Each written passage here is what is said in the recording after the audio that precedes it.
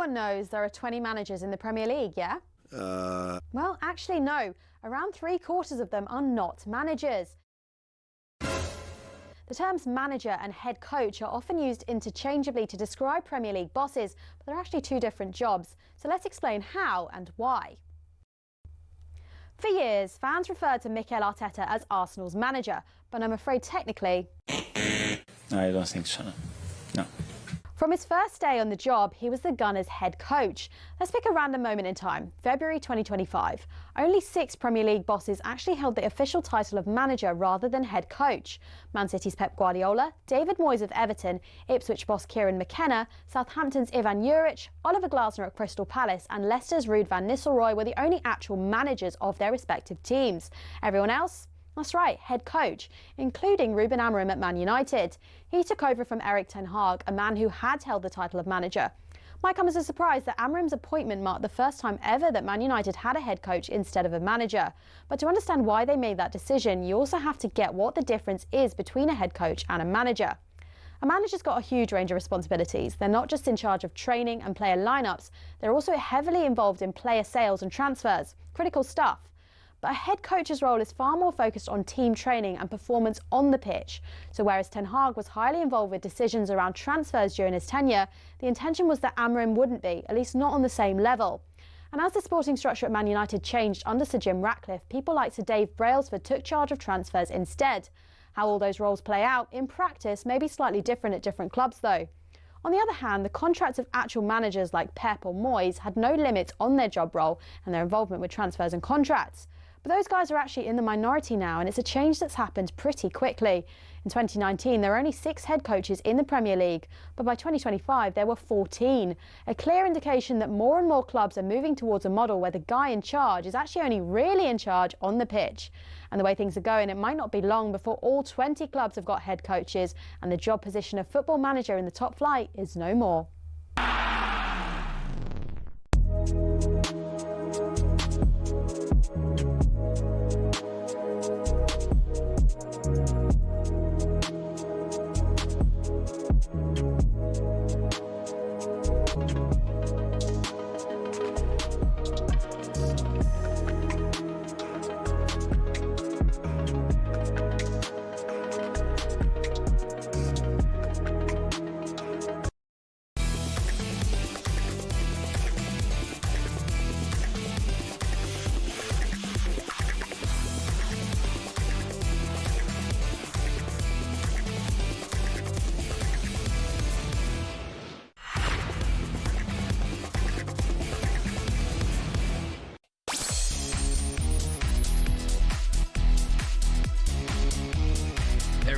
There he is. Next time, just leave the chair. This is Drive. Good afternoon. It's me, Andy Goldstein Darren Bent here, everyone. Darren here, by the way. Yeah, I just said that, Benny. You all right? You good to see you? Your earphones not working? Maybe talking to the mic? Yeah, no, it's Still not. not working? One of them's not, no. Well, 50% there. Bye, Jingo. We've got a show for you today. We'll be asking West Ham fans what will make a happy Hammer as fans advisory group issues a vote of no confidence in the club's board. Michael Owen's been speaking about teenage sensations in the Premier League. Are we ever going to see another one like him again? And former two-weight champion of the world, Steve Collins, joins us on the show. On top of that, me and Benny are picking our England 11s. The World Cup opener was tomorrow, and everyone was fit. Who plays? All that plus... Well, Benty returns, so get your questions in via WhatsApp. If you know what to do, you can do it now. 03717 2233. This is Drive, me and here with you for the next 3 hours, and there's nothing you can do about it. Blockbusters. What a shot that was. What a shot that was. What did you watch last night on the way home? What did I watch? On the train. I'm watching Twisted Metal. What on earth is that? Were you watching it on the train? Yeah, Amazon. Yeah, You Twisted download it or you have your dongle out? No, dongle out. Dongle's been put away for a little bit. Why have you put your dongle away? Yeah, now giving him a rest. Have you? Okay, giving him a rest. Yeah, that's right. You've named it him? Yeah. Okay, all right. Yeah, giving him a rest. But no, yeah, I just Working too hard with your dongle? yeah, man, everyone's trying to get a look at it as well, trying to use it. Do you know what I mean? So Well, that's the problem. If you're in first class on the train, everyone wants to beat your dongle. yeah, so no, but no dongle out in a minute. But I've downloaded it. Yeah. Twisted Metal's good. Just give me a brief synopsis of what's happening in Twisted Metal. So basically, the world's gone to rubbish. Well, like now, look out the window. No, but like it's completely gone. But Yeah. he's known as a milkman, where he makes deliveries, where he's got to drive through dangerous areas. It's good. It's really good. That's the synopsis. I've got to be honest. Sorry, it's a milkman. No, but that's his name. So basically, imagine he's a delivery driver. What, a delivery of what? Anything you need. So just say you... Oh, so in a world where nothing's quite right, yes, he's the man who can get it for you. Yes, can get it for you, yeah. Right. But obviously he... Who's the milkman? The guy is... Anthony Mackie, his name is. He played Falcon in Avengers, but he's also Captain America in the new one. Don't know these people. But no, yeah, it's good. Do you know what I like about it? Easy watch, half-an-hour episodes. Bon. Oh, I see. Okay, I thought it was a movie. No, series. Oh, right, okay, fine. We've got a busy show at the moment. Well, we always do, actually. We'll be joined a bit later by another world champion with us. Steve Collins will be joining us. We love Steve Collins. He's fantastic. We're also picking out England 11s if the World Cup started tomorrow and everyone was fit. Yeah. Now, I don't know yours. What are you after? Japan. Here you go. Japan. I don't know yours and you don't know mine. No. I wonder how similar they are. I reckon... Have you thrown any curveballs in just for the sake of throwing a curveball in? No, I haven't, no. Okay, neither have I. Can I ask you one question? Go on. I mean, I know nothing of your side. What formation are you playing? 4-3-3. Okay, I'm not playing that formation. Okay, nice. So that'd be interesting. We'll do that a bit later on. Sounds like fun. But we're going to start with West Ham. This is going to be interesting. We mentioned it briefly on yesterday's show. Despite the 3-0 win against Nottingham Forest, the fans are still not entirely happy. So, Hammers, what would make you happy? Finished at the Stadium of Light. Sunderland 3, West Ham 0. Question marks over Graham Potter. And put in by Chalobah. It's 5-1. It has transformed into a complete Hammer horror show. The boos ring round the London Stadium. They would have been much louder still had 35,000 West Ham United supporters not already been on the tube home. I feel for the supporters. They want more, and we let them down today. We let them down because the goals we gave away were too cheap. Wolves 3, West Ham United 2, and the crisis continues. A stubborn and resilient defensive display. Oh, how their supporters would have longed to hear those words. Nottingham Forest 0, West Ham 3. This is quite explosive. A letter from the West Ham Fan Advisory Board has been signed by 11 different support groups urging Sullivan and Brady to resign. Part of the letter, it states that West Ham are an ageing and uncompetitive squad, is one example of sustained failure on behalf of the executive management. West Ham captain Jarrod Bowen has been speaking on international duty to talkSPORT's Fake Carruthers and discussed the mood around the club following the mixed start to the season. I'll never hide or shy away from anything. I'll always, face the music, face the critics whenever it comes, and that's the responsibility I have as being captain. And I think that responsibility comes when I've been there for so long as well. And I care a lot for the club. The fans are similar to me. They're loyal, they're passionate, they want the best for their club. And as a player, you want the best, for your teammates and for the team as well. And the start that we had wasn't, the one that we wanted. And sometimes emotions on a pitch, and with fans wanting results, players wanting results, it can happen. But like I said, I think for me, I can relate to the fans because I've been here for a long amount of time. I understand it, I get it, and ultimately I want to win and I want the best for the club. But we've all put that behind us, and we won on Sunday, and you see the celebrations that we had after the game Sunday. So in football, you go through a lot of bad times, but when the good times come as well, you enjoy them that little bit more because you've been through those tough times.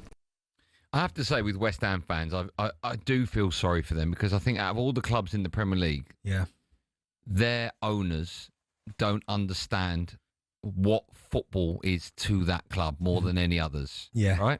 Yeah. And every club's got their fault, but I just feel with the owners of West Ham, all they're interested in is taking the money. And I think sustainability is a key word for the owners of West Ham because as long as they can spend enough money, the smallest amount possible, to keep them in the Premier League, they're happy. Because if you look at the amount of money that club has spent, and you look at the players that have come in, whoever is in charge of their recruitment, I don't even know if they've got someone in charge of the recruitment, but the players that they come in, they always seem to be like a one-legged striker. Or, do you know what I mean? Or a midfielder that hasn't played for 6 months. Pakadar and Kudus were probably two exceptions, and even when they bought Jarrod Bowen, good players. Good players, but you look at the other players that they've bought in, even in this window, free transfer from Newcastle, Callum Wilson, right?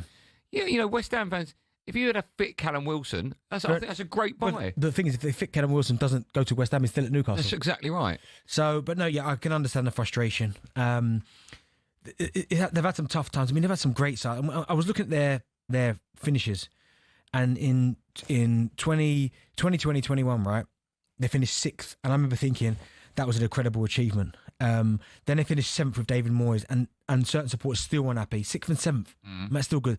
Then they finished 14th, I think it was, in David Moyes, 22-23, but we know what happened that year. they won the Conference League. So that you almost kind of leave that. Even though we finished 14th, we've won a huge trophy, right? Then they finished 9th again, decent, and then Moyes went. So that period under David Moyes, I know some supporters look at it and go, "Nah, weren't good enough for me. I want him out."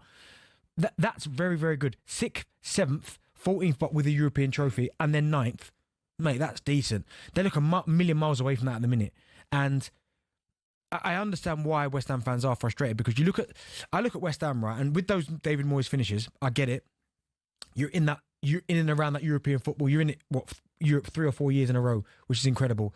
But when you look at West Ham as a club, yes, they may be bigger than other clubs, but I put them in with the likes of Palace, Brighton, Brentford to a certain extent. Yeah. Those clubs just look like they're going in they sell players, they move players on, bring something in, and they're still putting one step forward again. Yeah. I mean, Palace is a prime example. They keep losing pieces, and they've won an FA Cup. They look brilliant at the minute. Yeah.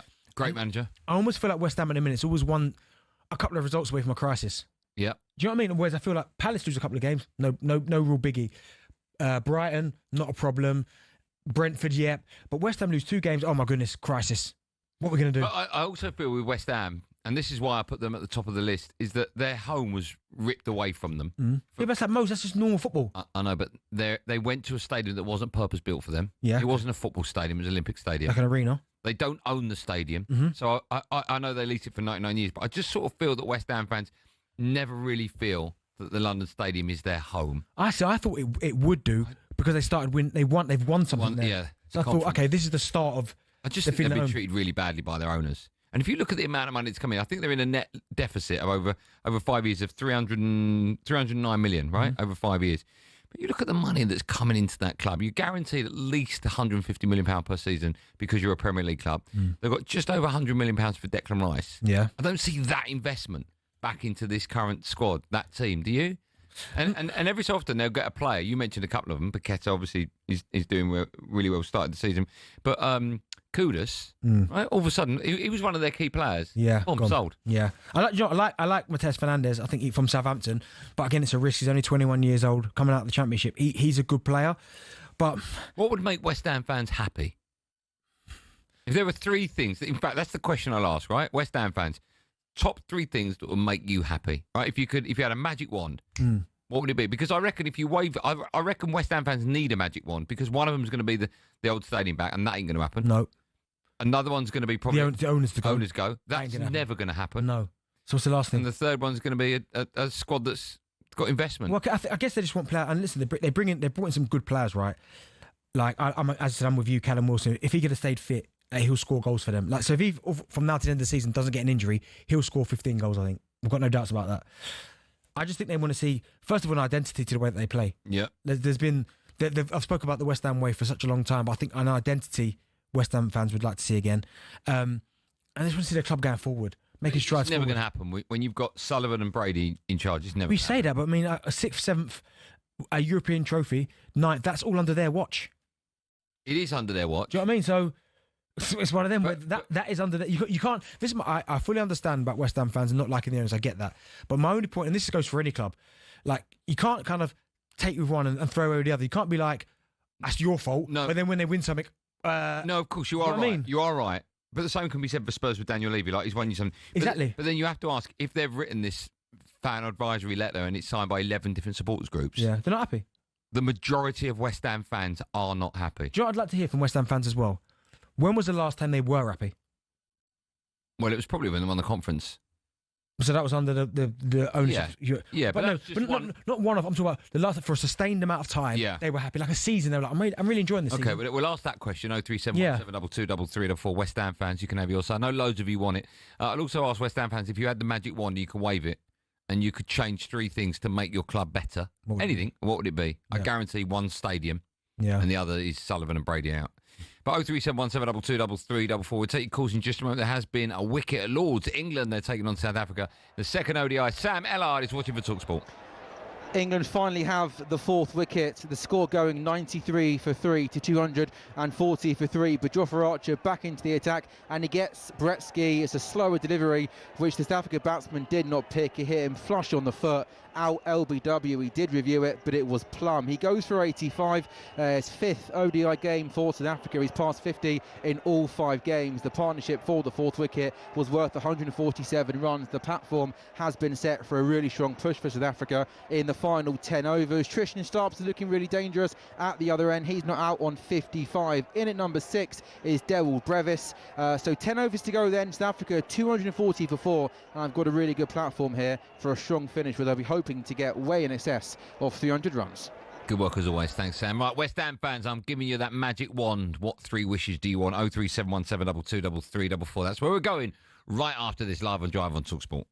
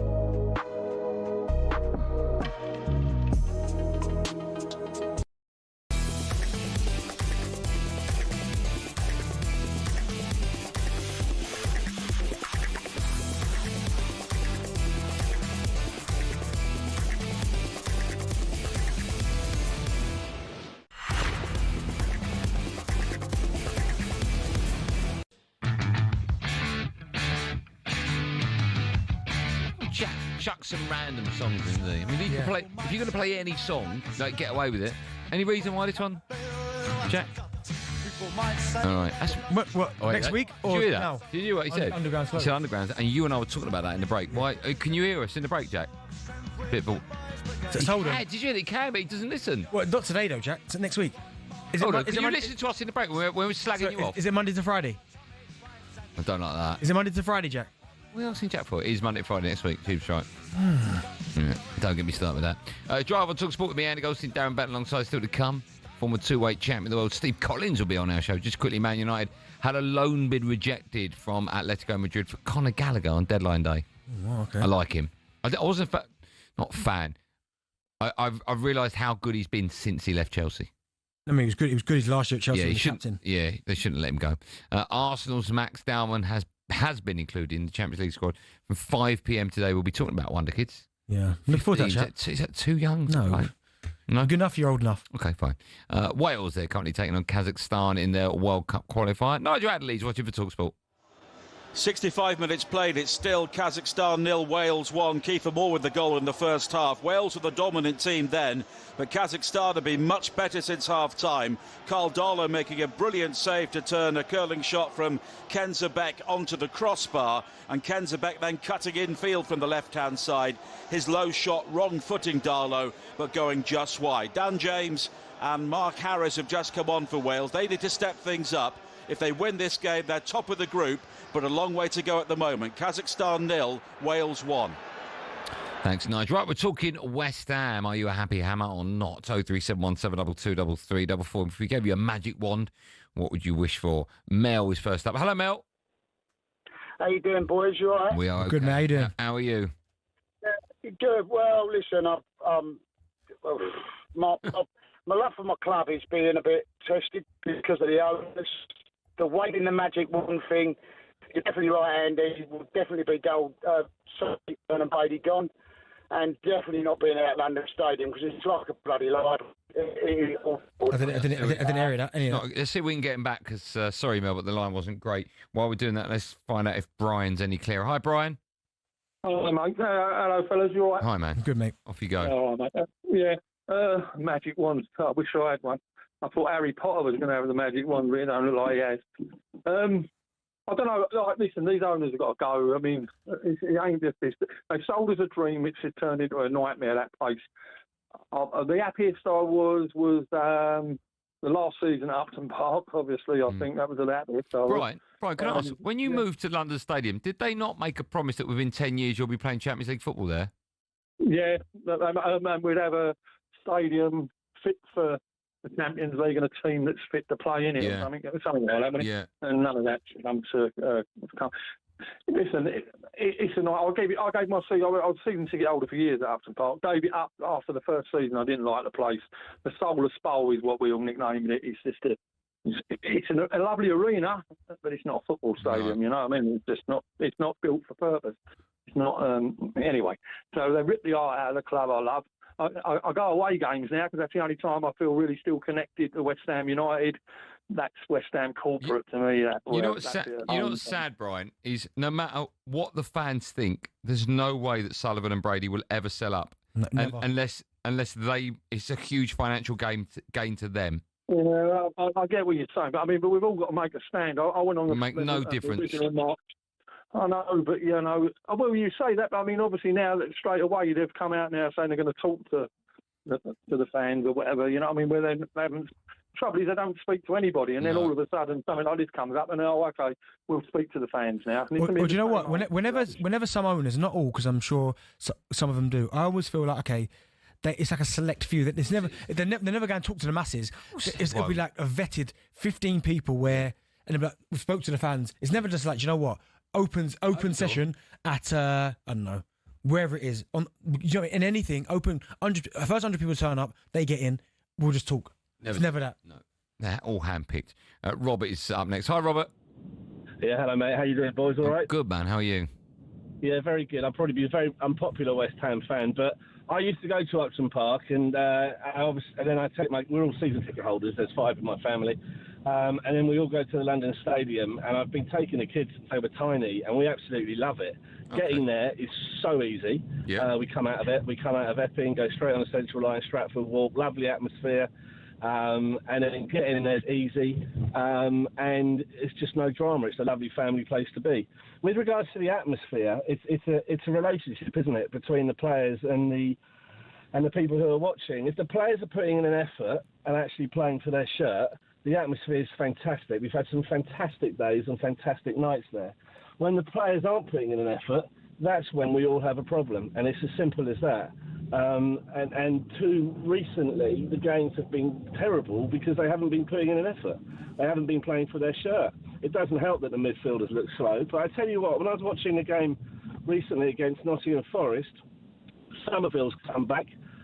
Who's the other guy? I've got my son next to Fernandez. Yeah, he looked great. Obviously, Lucas looked fantastic. Owen looked great. Diouf looked great. And we started to look like a proper football team. Let me ask you, you've been very positive about the club, which is nice to hear. What do you think is more important to David Sullivan and Karen Brady? Is it lining their own pockets or making sure that the squad has depth to it and is... Yeah, I don't mean to be rude, but I think there seems to be a bit of naivety when fans start having a go at the board. Go on. It's the same with the Tottenham fans, always having a go at Levy. I think it's a business, isn't it? And these guys are very wealthy, and they're used to making money. Well, hold on. It is a business, but it's a business like no other because, firstly, it's a football club. Then it's a business. Yeah. And it's not like owning any other business because if you own... I know, if you own Marks and Sparks, you don't have a history, like a 100-year history of your dad and your dad's dad supporting Marks and Sparks. You don't have a history of thousands of people going every week to Marks and Sparks and buying a Marks and Spencer shirt. So it's totally different to any other industry. It's not a business first, it's a football club first. And I think that's what owners forget. Yeah, I think you're absolutely right. And for my family, I got divorced. I took my daughter along. As soon as the divorce happened, and we bonded again over the football club and over West Ham, and it's been amazing for my family. I get all of that. I genuinely get it all. But I think we're talking about getting rid of the board. It's not going to happen, no, it won't. And it's a waste of time. What we need to be looking at is the performances on the pitch, and if Graham Potter is going to keep doing what he did against Knock Forest, play forward at the back, listen, stop trying to play out the back the whole time, play to our strengths, then you never know. Last question, Dave, because I've enjoyed talking to you, but I've got to go to a break. But last question, are the board doing enough? Are the board doing enough? I don't know how to answer that, Andy. Do you think they should invest more in the squad? If we start winning matches, then it'll all be fine. Okay. All right, good call. Thanks for Who's in the car with you, Robert? I've got my son, William. Say hello, Will. Hello. You know what I think about the players? What time? I think that we should have made a better transfer window. It was good on the last couple hours, but we just needed to go for Jack.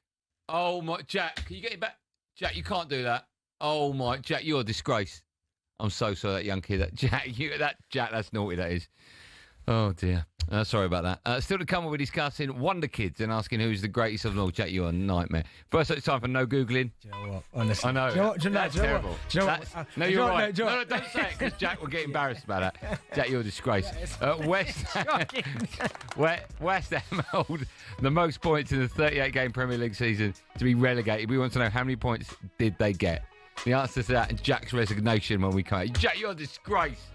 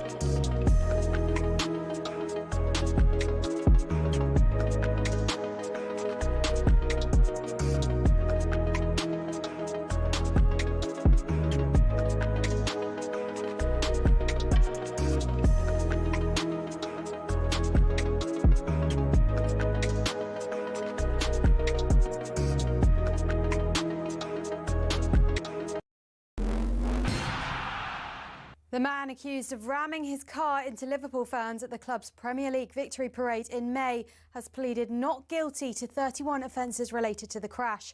53-year-old Paul Doyle has denied every charge he's facing, including causing grievous bodily harm against 29 people injured when a car hit crowds in the city centre. Now, West Ham's ownership have agreed to meet fans planning a boycott of the next 2 home games. Simon Jordan says it's right for bosses to engage with fans head-on. Obviously, currently at this moment in time, you're seeing a malaise in the team. And the question is, how much money do West Ham have? Why aren't they spending it? And are they within the confines of PSR? And Sullivan and his cronies, cohorts, are going to be able to answer those questions. West Ham fans have been letting us know all their grievances today. What fans would love, let's be honest, would be new ownership. We've had 15 years now, David Sullivan at the top. The board are not consistent. They want to work with the director of football, then they want to work without him. I just couldn't bring myself to go anymore. I gave my tickets away more than I went last season.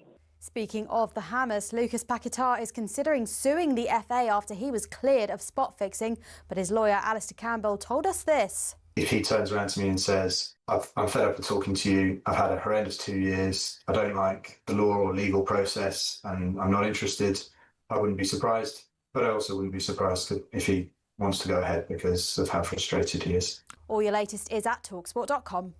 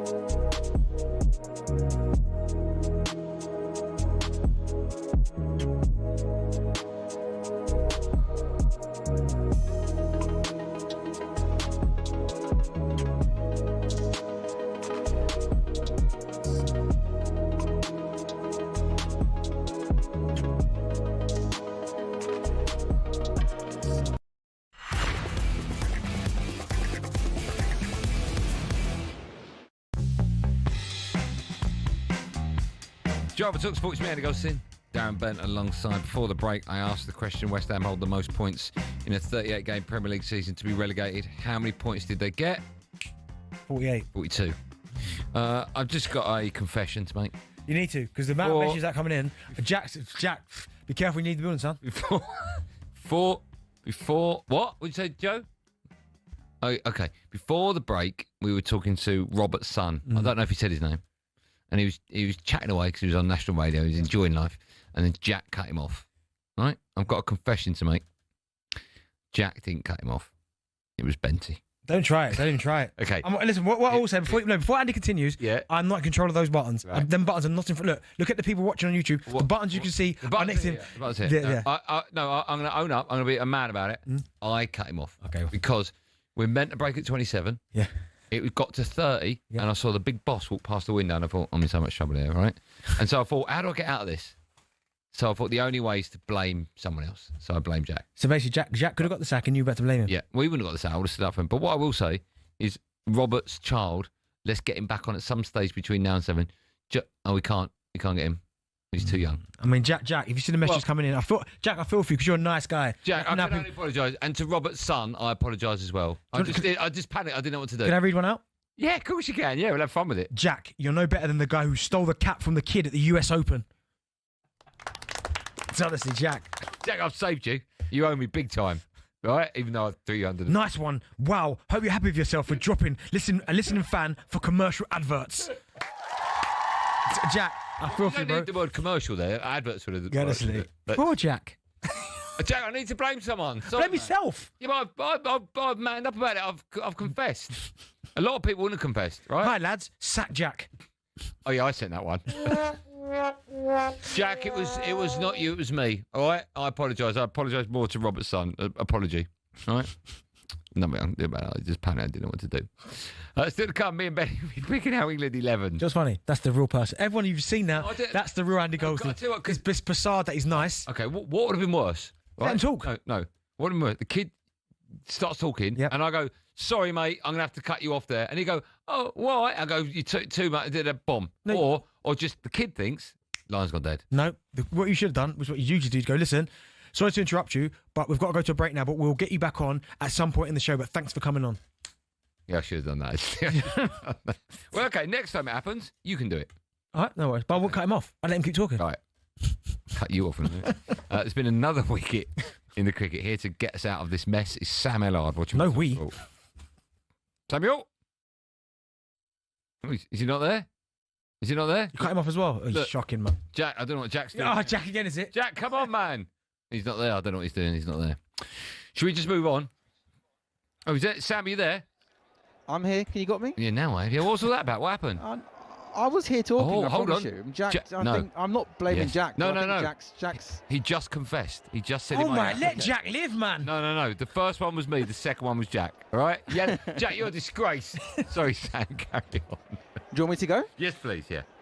45 overs completed. South Africa 295 for 5. England do have the 5th wicket. Tristan Stubbs gone for 58, run out for 58. Delwood Brevis picking out the fielder at short third. Stubbs came down wanting the run. Brevis started to go for the run. Then he sent Stubbs back, and despite a Jofra Archer fumble, Stubbs run out for 58. So the good news for England in quick succession, they've got Bretsky for 85 and Stubbs for 58 after they put on 143 for the 4th wicket partnership. But the bad news for England, Delwood Brevis is in good touch. He's faced 18 balls, already has 40 runs to his name. He's hit 3 big sixes, 2 off consecutive balls off the bowling of Jacob Bethel, and the 3rd one off Bryden Carr. So Brevis has got 40. Bosch in at 7's got 8 to his name. 5 overs left in the innings, and right on cue, Delwood Brevis trying to cut a short ball from Jacob Bethel is out. Caught at the fielder at gully, so Delwood Brevis gone for 40. Bosch has 8. Jacob Bethel finally has his man, and with 5 overs to go, South Africa now 297 for 6.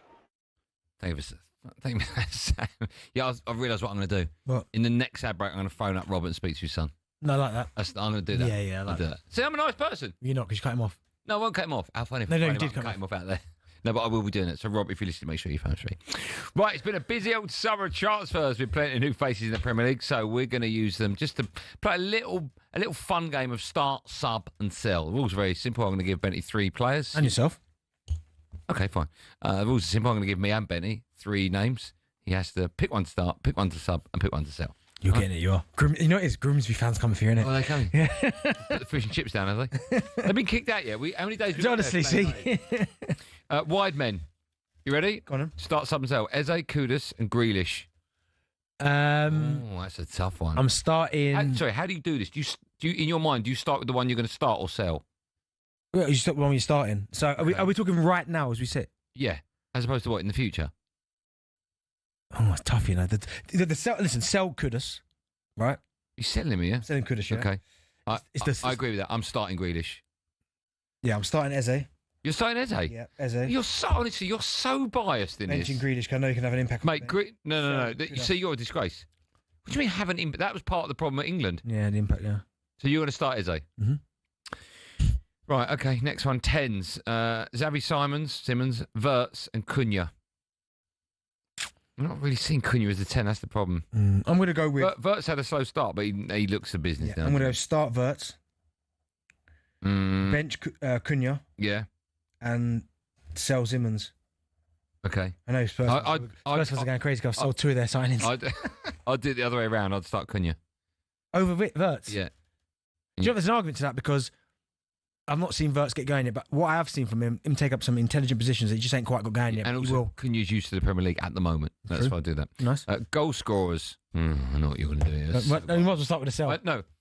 Well, one's ex-Ipswich, so I know he's not being sold. Gyökeres, Delap, and Seshko. Right, so I'm selling Seshko. You're not, though. Well, I am. Honestly. Selling Seshko. No, come on. Be serious now. Okay, Sesh. I'm starting Gyökeres. Right, start Gyökeres. I'm benching Delap. Mate, you're a disgrace. And selling... why you start Gyökeres? He looks so wooden. Well, out of the 3 that you've mentioned, 2 of them have scored a goal and 1 hasn't. Yes, I know, but if you've got a big game tomorrow, you ain't starting Delap over Seshko. Yeah, I'm starting Gyökeres because Delap's No, on the I know, bench. but I'm saying if one of them's been subbed off. Mate, Seshko's getting overlooked by people that don't even play in that position. What? For your boys. Cunha's more of a 10, isn't he? You haven't answered any of these. I answered the first one. Okay. And the second one. Go on, okay, what's one? I'm going to sell Delap, but on a free transfer. I'm just going to give him away. I don't care. I'll take a hit. Gyökeres, I'm going to sell as well. I'll have no bench, and I'll start Seshko. You don't mean that. It's Seshko, Gyökeres, Delap. You're selling Delap after what he did for Ipswich last season in the Premier League. Well, he's got 12 goals. Mate, what's better? He went down. What's better? We didn't keep you up, did What's it? better, 12 or none? Hold on. I need... Yeah, make sure you work that He's out. scored none. Your boy. 3 games. Out of these, okay, 3 games. He's got 2. Sorry, I can do what I want. So as it stands right now, my guy, who I'm starting, has got more goals than the others combined. Your guy? Combined, none. And Delap, I like him. I really like him. There's your answer. I'll give him mine. He's on the bench. No, So I've written one for you. All right? What is this, like a golden... Yeah, a Goldstein golden one, right? Go on. Start, sub or sell. Right. Zidane, okay. Henry, Ronaldinho. Start again, so I missed that. I missed that. Zidane. Do you know what? I was expecting another name to come out and it didn't come out. Oh, no, I'll put Bex in there. Mate. Henry, Zidane, Ronaldinho. Oh, my goodness gracious me. Oh, my goodness. You got tension bed, Jack. Oh, my goodness. Zidane, Henry, Ronaldinho. Is this at their pomp? Yes. At their absolute... Okay, well, Yeah. that's just... Yeah. After start Zidane. Arguably the greatest player ever. Right. Zidane. I got bench. Dino. Who are you selling? Got to sell Henry. Clip this. Who are you selling? Got to sell Henry. You're going to sell Henry? Out of them three. You're selling the greatest Premier League player of all time? Yes, but out of the 3 you've given me, 2 of them won Ballon d'Ors and 1 didn't. Which one didn't? Thierry. Yeah, I knew that. Yeah. All of them won World Cup, sir. All right. It's team sport. Yeah. But you're selling Henry. Okay. Oh, my goodness. You can have... Who would you do, that one? It's hard, that. Zidane's arguably the greatest player ever. No, he's not. Yes, he is. No, he's not. Yes, he is. No, hold on. Zidane, he's mind-blowing, and he's a 9.5. He ain't arguably one of the game's greatest. He ain't arguably the. No, he's... But I said you said the. Okay, he's arguably one of the greatest Yeah, players I agree with that. in history. Yeah, I agree with that. He's not the, though. But I'd agree with that. You've done it the right way. Zidane, Ronaldinho, Henry. I love Dino. I'd love to see him in the Premier League. Who, Dino? Yeah, that'd have been unbelievable. He was. Close to United, wasn't he? He was. Phew. You love him, don't you? Oh, my goodness. You listen to Drive on talkSPORT. I'm just about to make a phone call and apologise to a little child.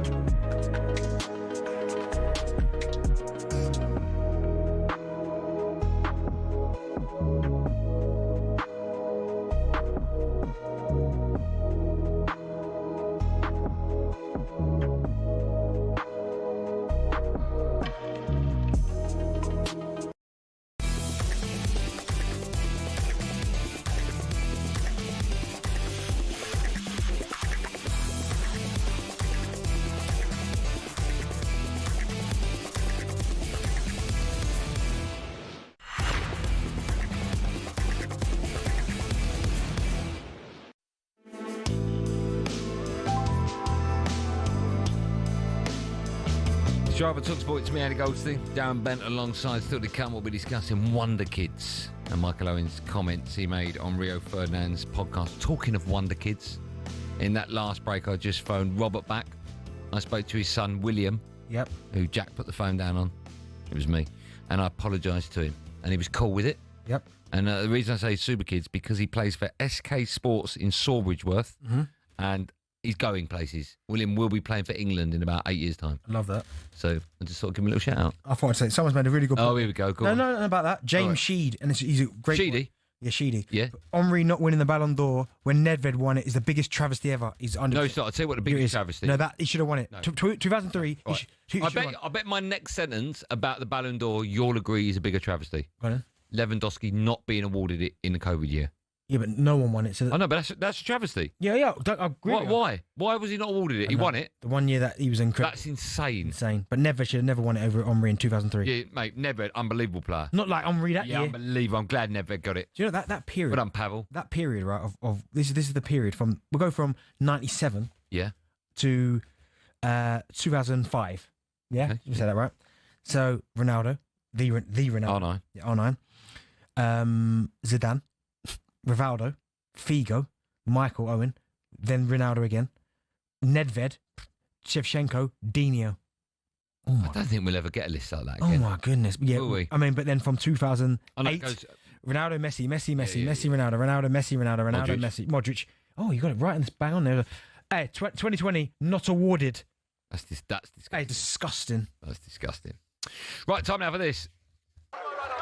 Objection! Sustained. I sentence you to a lifetime of supporting United. Football Court is now in session with Judge Paddy on talkSPORT with Paddy Power. Grimsby Town.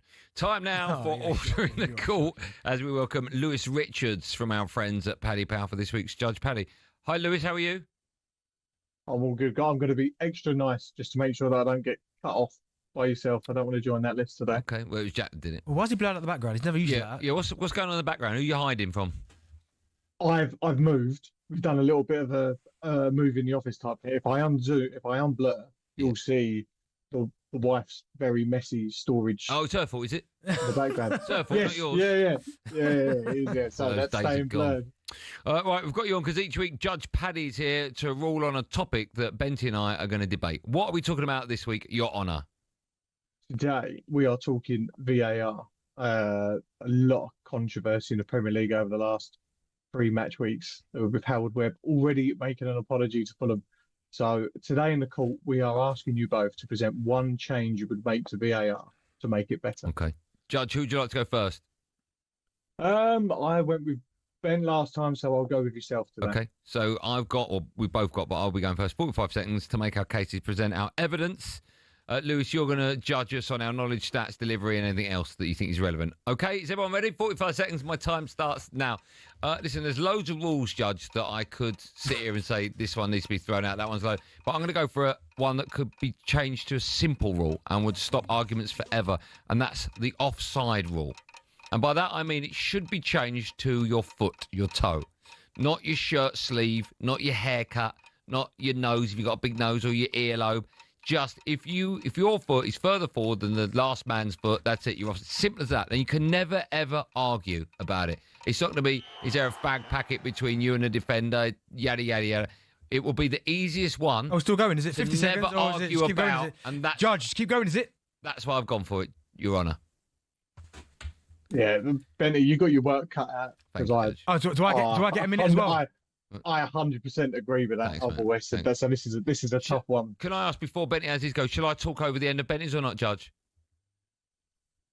Do I get a minute? You can get a minute, and Goldie, you can come in with 15 seconds left. Yeah, you're not the first person to say it. You're 45 seconds, Darren. Start now. So my thing, good luck, Judge, by the way. Good luck. All right, VAR. I would like to change the handball rule. It's doing my absolute head in. Just go back to deliberate handball. Unless you're taking a shot at goal when it's about to go in and then it hits the hand, then that should be a penalty. But I'm sick and tired of defenders doing their job, putting their bodies on the line where their arm's going to be in an unnatural position. Although when they throw their body in a certain position, that's the natural position for that movement.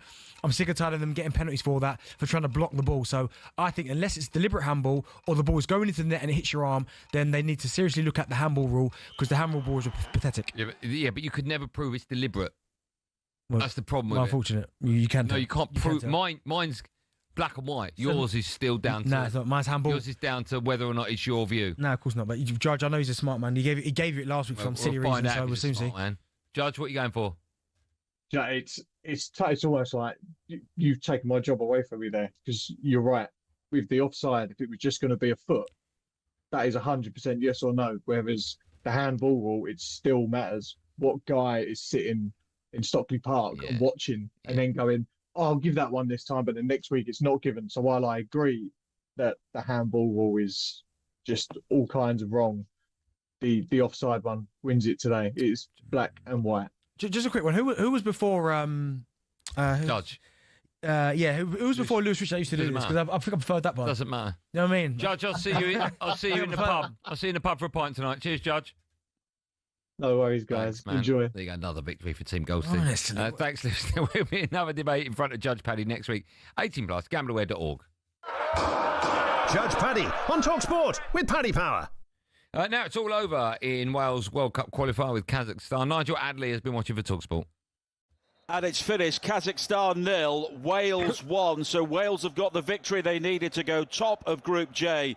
But goodness me, they made hard work of it. Kiefer Moore with the goal after 24 minutes, tapping home from close range after Josh Cullen's header had been saved. But Wales were put under severe pressure in the second half. Carl Darlow making excellent saves to keep out Kenza Beck, turning a shot onto the crossbar and also blocking Samodorov's effort at the near post. And then in the 95th minute, with the final kick of the game, Kazakhstan had a free kick. It was taken by Serzakan Muzhikov. He beat Darlow, but it came back off the crossbar and the full-time whistle went. So Wales have got 3 points, and now all eyes will be on the crucial qualifier at home to Belgium next month. Full-time at Astana, Kazakhstan 0, Wales 1. Good work and well done then. Thanks for that, Nigel. When we come back, we'll be asking the question, teenage wonder kids, what's happened? There was a time when there was quite a few of them, from Rooney to Owen, etc., but we don't really see them anymore. Why is that? 03717 223344. That's how we start hour number 2 of today's Drive Time show on talkSPORT.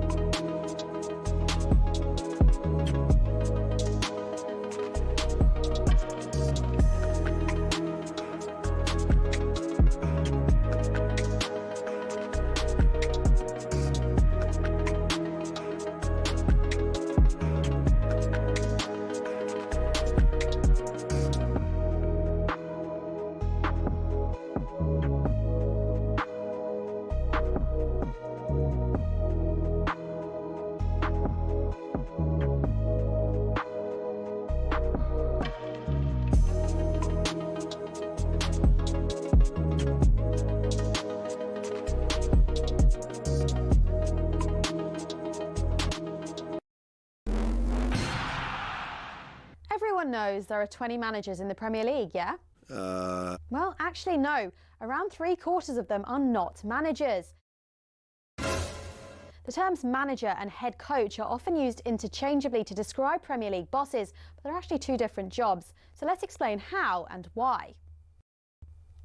For years, fans referred to Mikel Arteta as Arsenal's manager, but I'm afraid technically... I don't think so, no. From his first day on the job, he was the Gunners' head coach.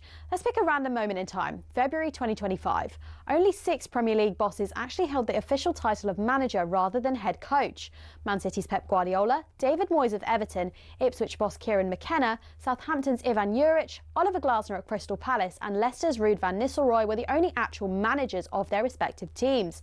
Everyone else? That's right, head coach, including Ruben Amorim at Man United. He took over from Erik ten Hag, a man who had held the title of manager. Might come as a surprise that Amorim's appointment marked the first time ever that Man United had a head coach instead of a manager. But to understand why they made that decision, you also have to get what the difference is between a head coach and a manager. A manager's got a huge range of responsibilities. They're not just in charge of training and player lineups, they're also heavily involved in player sales and transfers. Critical stuff. But a head coach's role is far more focused on team training and performance on the pitch. So whereas Ten Hag was highly involved with decisions around transfers during his tenure, the intention was that Amorim wouldn't be, at least not on the same level. And as the sporting structure at Man United changed under Sir Jim Ratcliffe, people like Sir Dave Brailsford took charge of transfers instead. How all those roles play out in practice may be slightly different at different clubs though. On the other hand, the contracts of actual managers like Pep or Moyes had no limits on their job role and their involvement with transfers and contracts. But those guys are actually in the minority now, and it's a change that's happened pretty quickly. In 2019, there were only 6 head coaches in the Premier League, but by 2025, there were 14. A clear indication that more and more clubs are moving towards a model where the guy in charge is actually only really in charge on the pitch. And the way things are going, it might not be long before all 20 clubs have got head coaches, and the job position of football manager in the top flight is no more.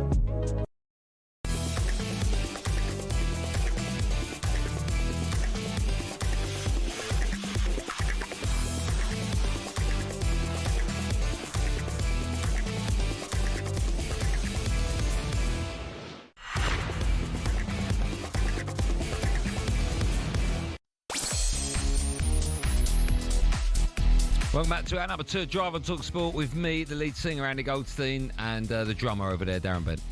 Back in the day, I was a garage man. Oh, yeah. The drummer. What's wrong with the drummer? Name 3 famous drummers. Gem. No, he's a guitarist. Travis Barker. Right, okay. 1. Phil Collins. Yeah. 1 more. One of the Beatles. Come on, guess. Which one of the Beatles? Ringo. Well done. Still to come, we're having some WhatsApp Benty fun.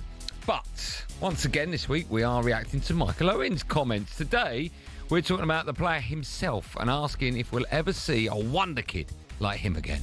He's here, and Michael Owen again. It's there! England have equalised with Wayne Rooney's goal! A magnificent goal! There's pros and cons of the development path. It kind of stumbled because I was playing first team football at the age of 15.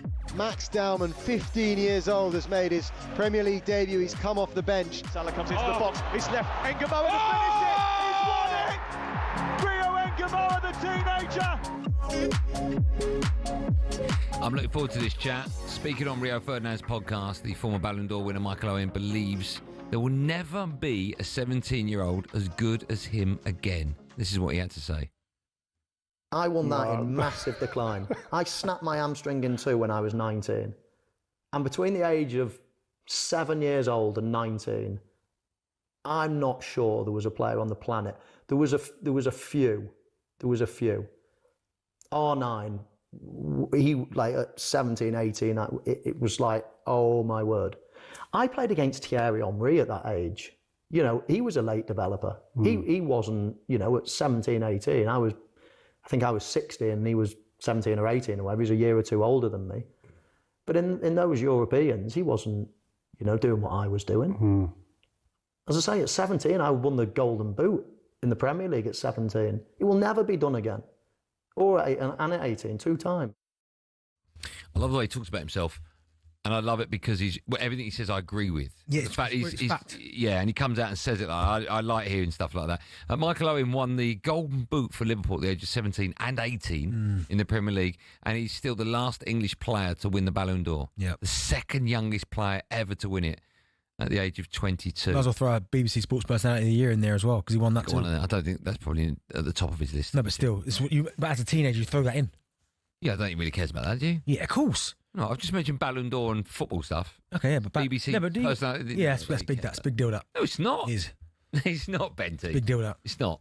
Oh, I think it is. Okay, anyway. I think that's next to the Ballon d'Or on the mantelpiece.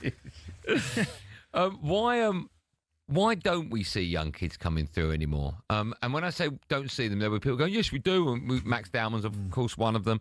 But what I mean when I say we don't see them is get a 16-year-old be a regular fixture of a starting 11 of a big side in the Premier League. That just doesn't happen. We saw it Rudy at Everton, right? And he was quickly sold to Man United. Obviously, we saw it Michael Owen at Liverpool. But the young kids, they get 5 minutes there, 10 minutes there, and that's it really until they're, you know, like Saka's, 23? Yeah. You know, he's still incredibly young, but he's been playing since he was... He's been playing for a long, long time. 17, and he had lots of game time sporadically before he became a regular in the Arsenal lineup. So why aren't we seeing that? Is it because there's too much money in the game? There's too much pressure on managers to get things right as quickly as possible? They don't have time to bed in these young players? What's the reason? It's a difficult one because you're right. Back then, it felt like every team had like a wonder kid coming through or someone you'd go, oh my goodness. I think the money maybe nowadays in terms of the pressure to put a young kid in, I think plays its part. The freedom, I think, is very structural nowadays where you'd go and get a young kid in and I remember the manager saying to players, young players, myself as well included, saying, go and express yourself. That's not really the case anymore. It's almost like go and express yourself, but in this controlled environment. So you can't go and play with... Now, one of the freest players I've ever seen, and he was supposed to be a wonder kid when he came to Tottenham, but it didn't quite work out for him, was Adel Taarabt. Now, he was one of them that needed that freedom. Like anyone who supports QPR, who was in the Championship that year, knows what I'm talking about. It didn't quite happen for him as much in the Premier League, although he showed flashes. But in that Championship season, it's arguably probably the greatest Championship season we've ever seen. Genius. Yeah, right. That's what you talk about. Go and express yourself. Players don't get that anymore because it's all about systems, 4-3-3. But you make sure you stay in this area. I mean, Grealish is a prime example of that because he went there and he's someone who needs that kind of freedom to go and express himself. But he was quite restricted at Manchester City to do that. Still done his part. Still played really well. But we never saw that kind of freedom.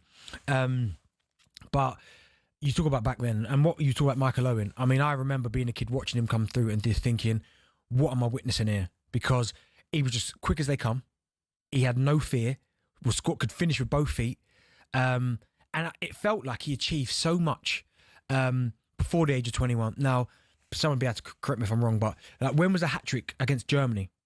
Was that a little bit later on? Was that before? The 5-1. The 5-1, the hat-trick in that. 2001 that was. Even scored an hat-trick in Germany. Do you think about that? Like, hat-trick in Germany. The World Cup at 98 against Argentina, that goal.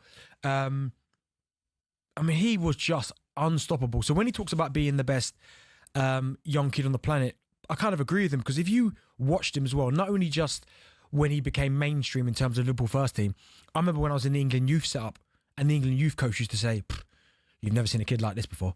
And I think he holds the record at under 60 level in terms of goals, under 17s. There's loads of youth records that he holds as well. But when he got to the first team, it was incredible. But the hamstring was the problem because he was as quick as they come. And then I can't remember how many times he did his hamstring. Well, in that interview with Rio, he goes on to say that at the age of 21, after those injuries, he knew that was it. It was done. Well, he said to me when I spoke about it, he thinks that his best football was before that. So in his teens, was that his best? Which is a shame, real shame. Real shame, yeah. So he was.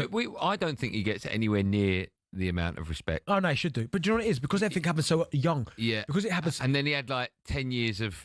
It was a good career, but it was like, don't get me wrong, it wasn't a good career. It was an unbelievable career. Still played for Real Madrid, Manchester United, big clubs, Newcastle. Right? But it just wasn't Ballon d'Or. Yeah, it wasn't Ballon d'Or. No, Michael Owen. That's why people almost forget. He got to the top of the mountain so quickly that we expected him to stay up there. Exactly. So I think that's probably why he doesn't get the respect he deserves. But he has still been one of the best young kids I've ever seen. Yeah. And then Rooney come through. Yeah, right? well, okay. Well, one of the questions I was going to ask, who's better in their pomp as a teenager? Do you know, if you win the Ballon d'Or close to your teens, then that takes some doing, that, doesn't it? Because I was having a look at the Ballon d'Or winners earlier, actually, just having like who's won it. And when Michael Owen won it, right, it's 2001. I mean, it's not got the list of who comes second and third. That's what I'm interested to see, who came second and third. Yeah. But we can get there. We've got people working. Yeah, second and third, Joe, when Owen won it, right? I think Oliver Kahn was second or third on that list. A goalkeeper. Yeah. But I remember when Rooney came through, and again, I knew about Wazza because we'd been in the youth England setup, right? So we went to La Manga on a trip, and I remember thinking, oh my goodness, who is this freak, right? And then I remember our coaches at Ipswich coming back after watching him in the FA Youth Cup and going, I'm telling you, you've not seen it. There's a kid at Everton. I swear to you. Yeah. You need to have a look at this. So why don't we have that anymore? Or do we? Do we have? We probably do. As a kid at Arsenal, as a kid at Liverpool. We probably do, but they don't get maybe as many opportunities because, like, I look at Arsenal, for instance.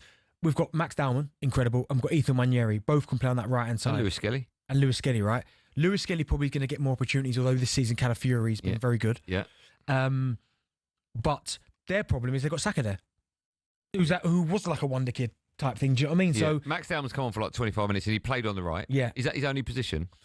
I think that's his best position, whereas I think Wanyeri can play 10, but now he's got Odegaard and Eze just rocked up. Yeah. Do you know what I mean? So I think the wonder kids are there, but it's just going to take maybe a little bit longer than we're used to seeing. I don't think you're going to see a youngster like that get into the team at a club like Arsenal, City. I agree. Play week in, week out. Foden, prime example. He's a wonder kid. Yeah. But maybe might find this time at City. He has played a lot of games for City, by the way. Won a lot of trophies. So I was going to ask, what makes you a wonder kid? What do you think the difference is between a wonder kid and a player that's got high potential? Well, a wonder kid is someone who will come on immediately and have an impact in the first team. Okay, so do you remember Makeda came on for Man United as a kid, scored that goal? I think it was against Aston Villa, 3-2 win last minute. He's done what you've just said, but I never looked at him as a wonder kid. Right? No, but Adnan Januzaj. Yeah. Right? He was supposed to be, wasn't he? Yeah, he was, and it just didn't happen for him. Do you know who else was a bit of a wonder kid and it almost came out of the blue? But like when people probably first heard about him, they thought he was good, got his opportunity, but he almost turned himself into one. Yeah. Marcus Rashford. Think about when he was. So he scored in his debut in Europe. In Europe. Yeah. Then on the weekend scored 2 against Arsenal. That's right. Then he scored in his England debut. So he was one where maybe I hadn't heard whispers about him, but he almost made himself one. Kieran Richardson, another Man United England player. Another one, wonder kid. But he was a wonder kid, Kieran, from young, because Man United bought him from West Ham really young. Yeah. Because he had all the potential. But you were as well, right? I don't want to make your head even bigger. But you got into Charlton's Ipswich's first team. Ipswich first 17. team. 17. Yeah, scored first goal 17. You were playing second tier football, so you were in the Championship. Then. Yeah, Division 1. But still, will we see that again? Are we going to see you're a regular fixture? Yeah. In Ipswich's first team at 17. Yeah. Are we going to see that again in the Championship? I think in the Championship you will, yeah. We will. Well, look at Tyler Diblin, Southampton. Yeah, okay. Just gone to Everton. He was playing, I know he maybe not so much towards the end because of what was going on in terms of transfers, but he was seen as a wonder kid. So there are loads about, but it's just hard to get an opportunity and stay in there. We'll take calls on all the above. I think it's fascinating. If you think you've got a wonder kid at your club, 03717222334, it's very rare now that even clubs in lower league football, if they've got a young kid coming through, the big clubs, we were talking about this, you and I, off mic earlier, the big clubs, all of a sudden, they see this young kid, they hear lots of potential, and they just slap £1 million on the table and take him, yeah. So we're not seeing these young kids coming through. To be fair, you had a big one, actually. Someone's put Excuse me? No, Matty Lowe's put a really good one there. Ravel Morrison. He was supposed to be the biggest thing. Better than all of them. All of them. Yeah. Okay.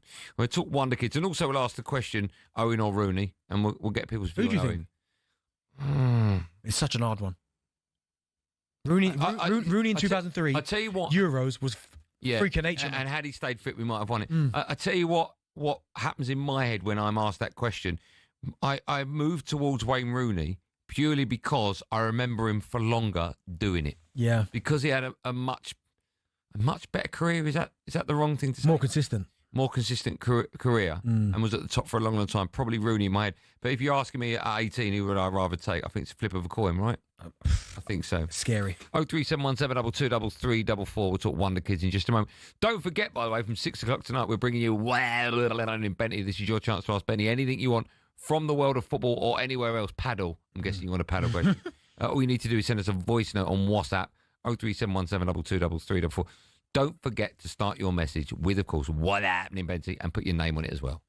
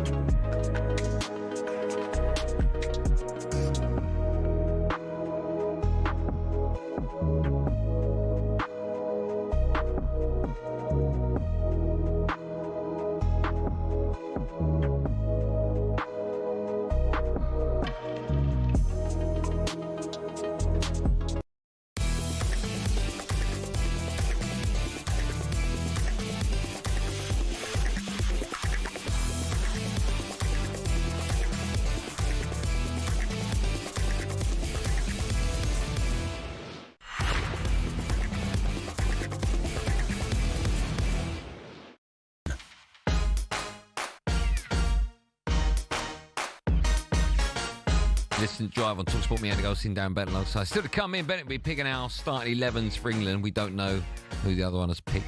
Just quickly, Josh Brownhill is now set for a move to Saudi. Reportedly will get over £100,000 a week. It's not bad if you can get it. Don't forget, from 6 o'clock tonight, we're bringing you What's Happening, Benny. This is your chance to ask Benny anything you want from the world of football or anywhere else. All you need to do is send us a voice note on WhatsApp, 03717223344. Don't forget to start your message with Benty and your name just quickly before we move on. Noel Gallagher is listening to the show. Good afternoon, Noel. He texted me when we were talking about... What were we talking about? Oh, you said that Henry never won the Ballon d'Or, right? He said, what about Haaland? He got 52 goals and he was a treble winner. And Messi got the Ballon d'Or that year. And I said, I think that's because Messi won the World Cup. Yeah, that was the reason. Okay. What do you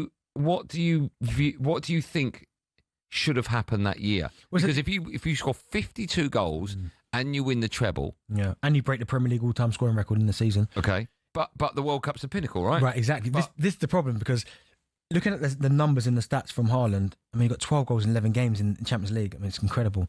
He should have won it. Yeah, he should have done. But it almost just felt wrong. And I know you can't make decisions on feeling and emotion. You're not allowed to.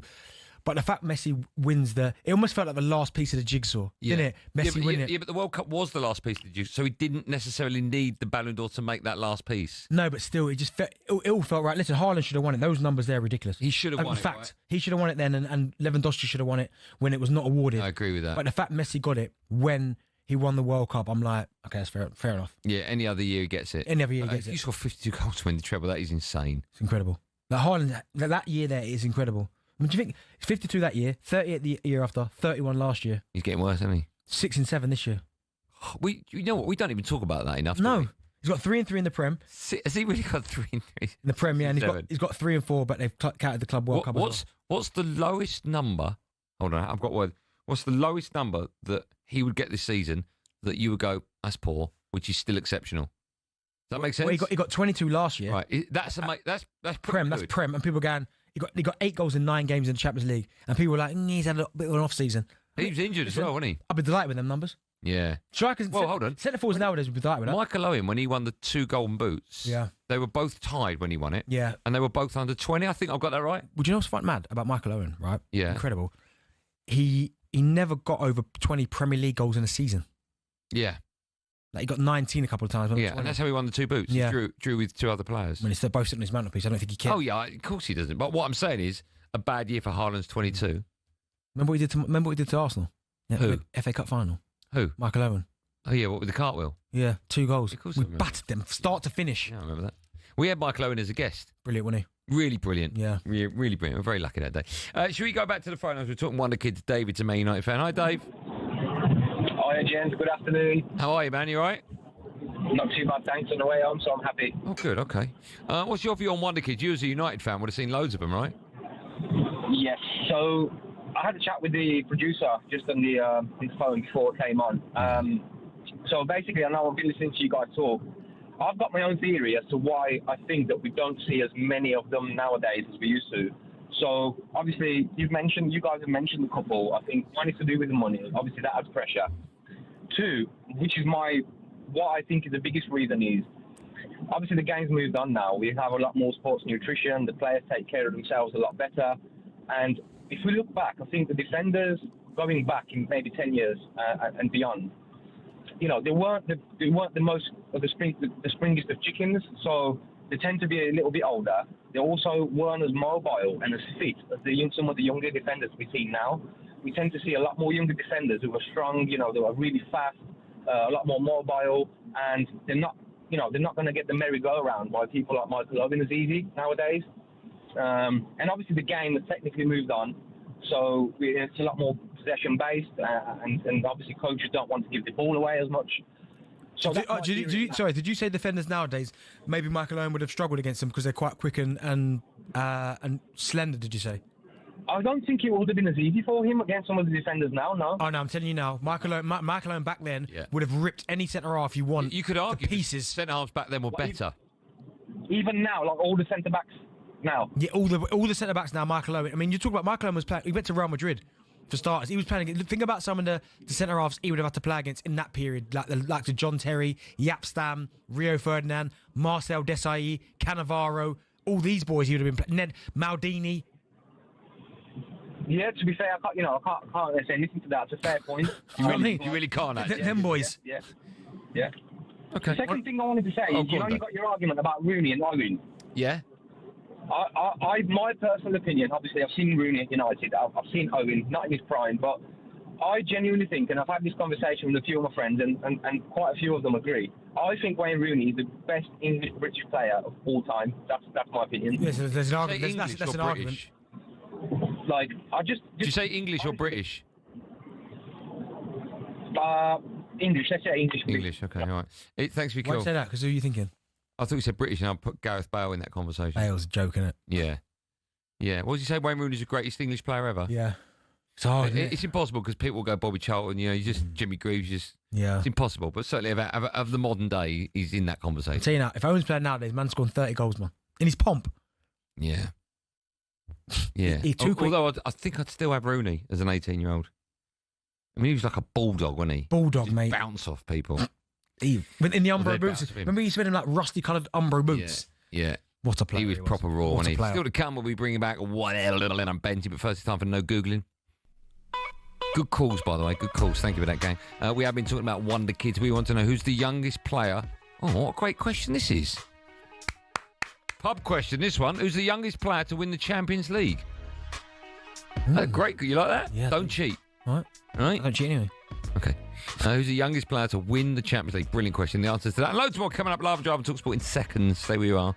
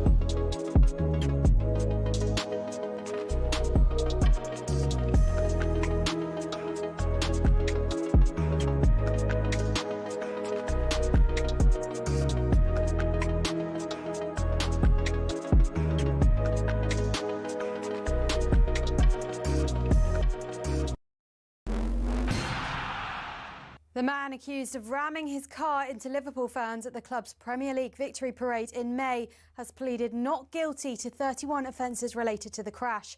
53-year-old Paul Doyle has denied every charge he's facing, including causing grievous bodily harm against 29 people injured when a car hit crowds in the city centre. Now, West Ham's ownership have agreed to meet fans planning a boycott of the next 2 home games. Simon Jordan says it's right for bosses to engage with fans head-on. Obviously, currently at this moment in time, you're seeing a malaise in the team. And the question is, how much money do West Ham have? Why aren't they spending it? And are they within the confines of PSR? And Sullivan and his cronies, cohorts, are going to be able to answer those questions. West Ham fans have been letting us know all their grievances today. What fans would love, let's be honest, would be new ownership. We've had 15 years now, David Sullivan at the top. The board are not consistent. They want to work with the director of football, then they want to work without him. I just couldn't bring myself to go anymore. I gave my tickets away more than I went last season.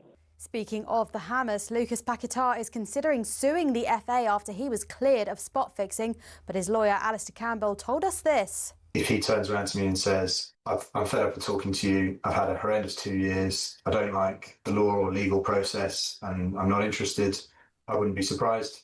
But I also wouldn't be surprised if he wants to go ahead because of how frustrated he is. All your latest is at talksport.com.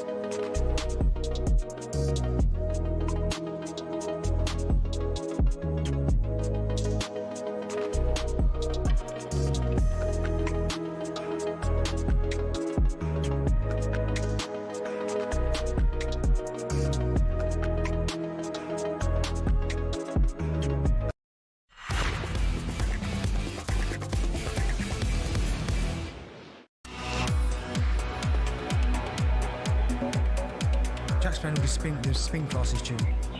What? Jack playing with the spin class tunes. Straight on talkSPORT, me, Andy Goldstein Darren Bent is here, everyone. Before the break, asked, what a great question. Who's the youngest player ever to win the Champions League?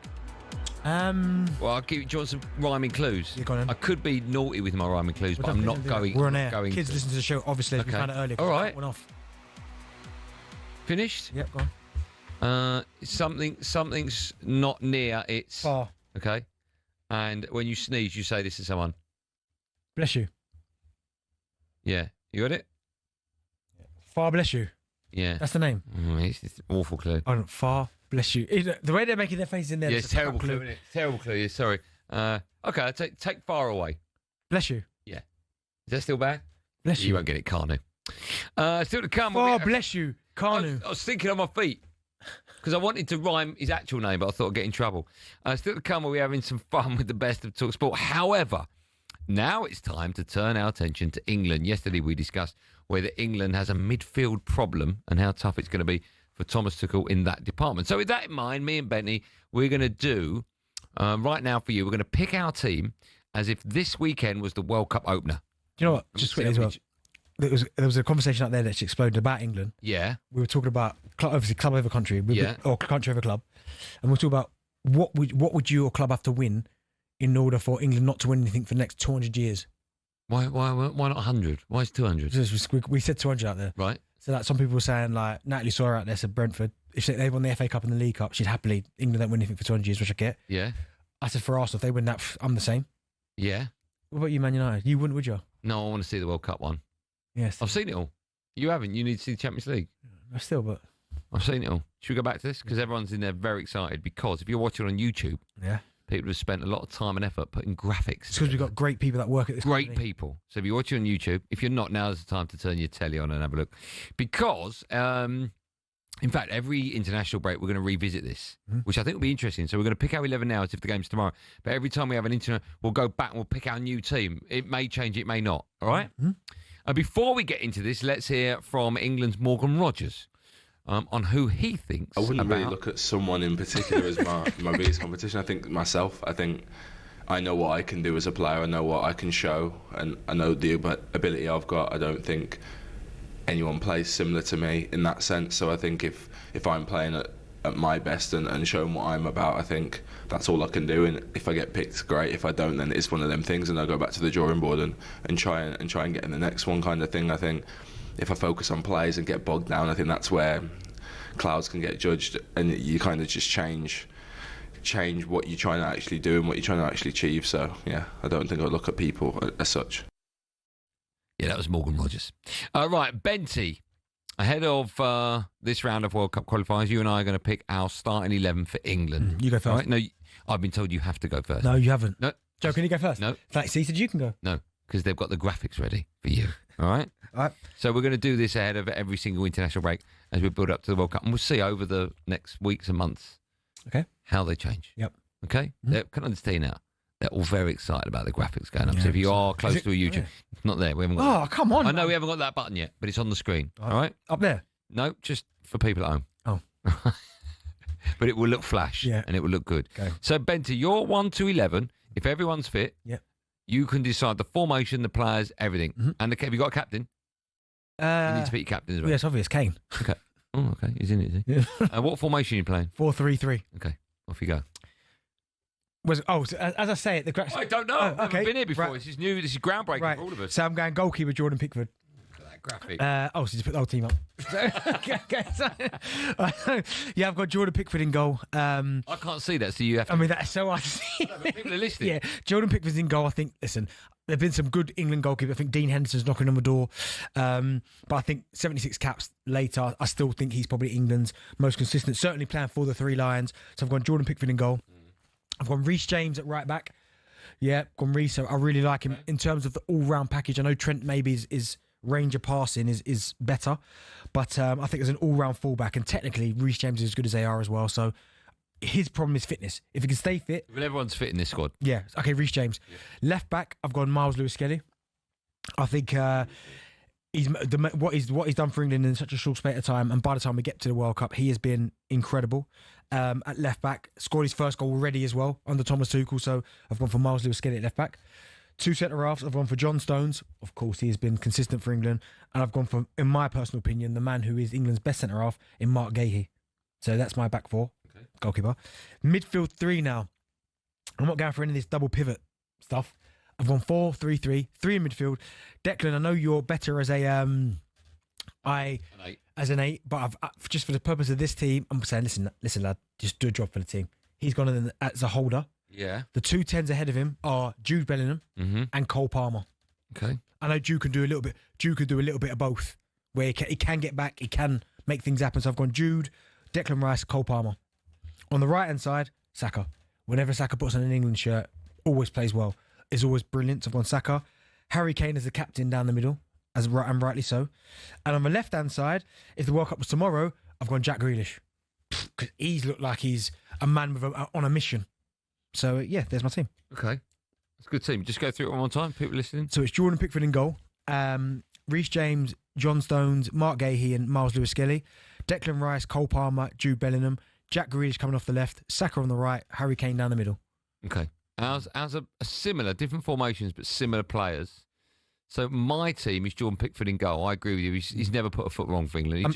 Sorry, someone's put here. Yeah. Have a word of yourself, Dean Henderson. I get Dean Henderson's been incredible, but Jordan Pickford for England. He's not letting England down. He's always been brilliant. Yeah, that's why I put Jordan Pickford in goal as well. Right back, I have gone for Trent Alexander-Arnold. I just think his range of passing. If you've got a player anywhere on the pitch that can win a game with one pass at any moment, I think they have to be a part of that starting lineup. It can. My only worry with Trent is defensively.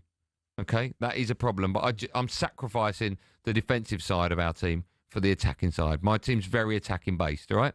So I've gone for Trent on the right. I've gone for Luke Shaw on the left. I think when he's fit, there is not a better left back in this country. I think it's fantastic. We've seen that in major tournaments. Yeah, he's been good. And he scored in the Euro final that time. I just think he's a fantastic player, Luke Shaw. I really do. What formation are you playing, by the way? I'm playing 4-1-4-1.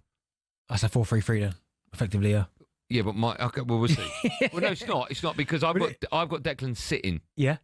And then you've got the 2 10s, and then you've got the 2 wide boys. It's 4-3-3. Yeah, well, yeah, you could argue your 4-4 is same as mine. Yeah, cool. Yeah, but I like 4-1-4. 4-1. So I've gone for Declan sitting in front of the back four. And then I think our midfield's the same. So on the right, I've gone Saka. Yep. Then I've gone Palmer and Bellingham. And on the left, I've also gone Jack Grealish. Yep.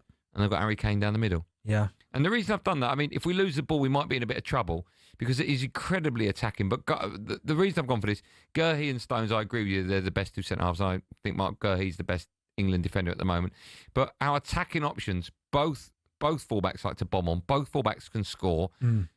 Trent's range of passing is ridiculous. Yeah. Jack Grealish gives that extra bit of something. Bellingham has to be in there. Cole Palmer has to be in there. Yeah. When Saka puts on an England shirt, is without doubt one of our, if not our best player. Of course. And Harry Kane's a no-brainer. We've got one of the best, if not the best, number 9s on the planet.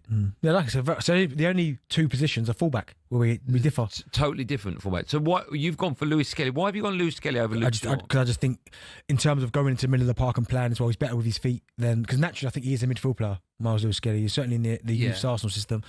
We've seen what the way he's kind of progressed under Thomas Tuchel as well. Do you think he's a better defender? I mean, Luke Shaw's been very good for a long time. But I just think now he's getting a bit older as well. And there's nothing against him. The injuries might play his part. But I just think Lewis Skelly has looked, for such a young kid in an England shirt, he's looked really, really good. If we had a final tomorrow, like a Euro or World Cup final. And everyone's fit? Yeah, you don't think the occasion might get to him more than it would Luke Shaw? The fact Luke Shaw's been there? No, I was there for his debut in the Champions League, mate. He was unbelievable. Unbelievable for Arsenal. Okay, but we're in a Champions League final. Yeah, I get that, but no, I just think sometimes you've got to just But that occasion can get to you. Yeah, it can, but right? I look at him and he just looks like somebody who's not going to get rolled by anything. Okay, all right. And on the right, you've got Reece James, man. Champions League winner. Yeah, it's Club close. World Cup winner. Champions League, Trent's won everything. Club World Cup, yeah, okay. I'm just saying about Reece James, that's all. All right, but you're saying it like Trent hasn't. No, shut up, Trent, everything. Who's a better passer of the ball? Yeah, Trent just, but it's not like it's night and day, by the way. No, I know it's not. Like Reece James's range of passing is beautiful. Yeah. And you saw his free kick for England. Bang. Yeah. So, but like you put, it is a toss of a coin. Exactly. You put in Trent in.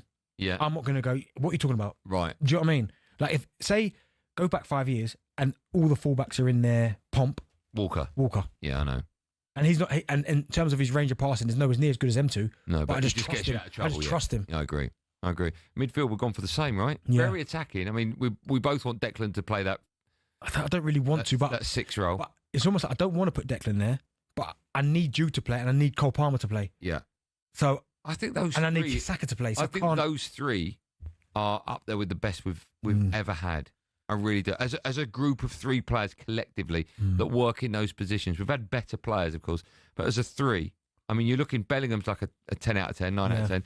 Cole Palmer on his day, I think he's a genius. Yeah. Declan, even in that holding role. I think for a more balance, I think a lot of people would go for, and I was close to putting him in because I am a huge fan of his, Adam Wharton. I think he is going to be wow. Well, instead of Declan or play those. No, so I think. Yeah, but then you lose Palmer. Yeah, that's what I think is going to happen.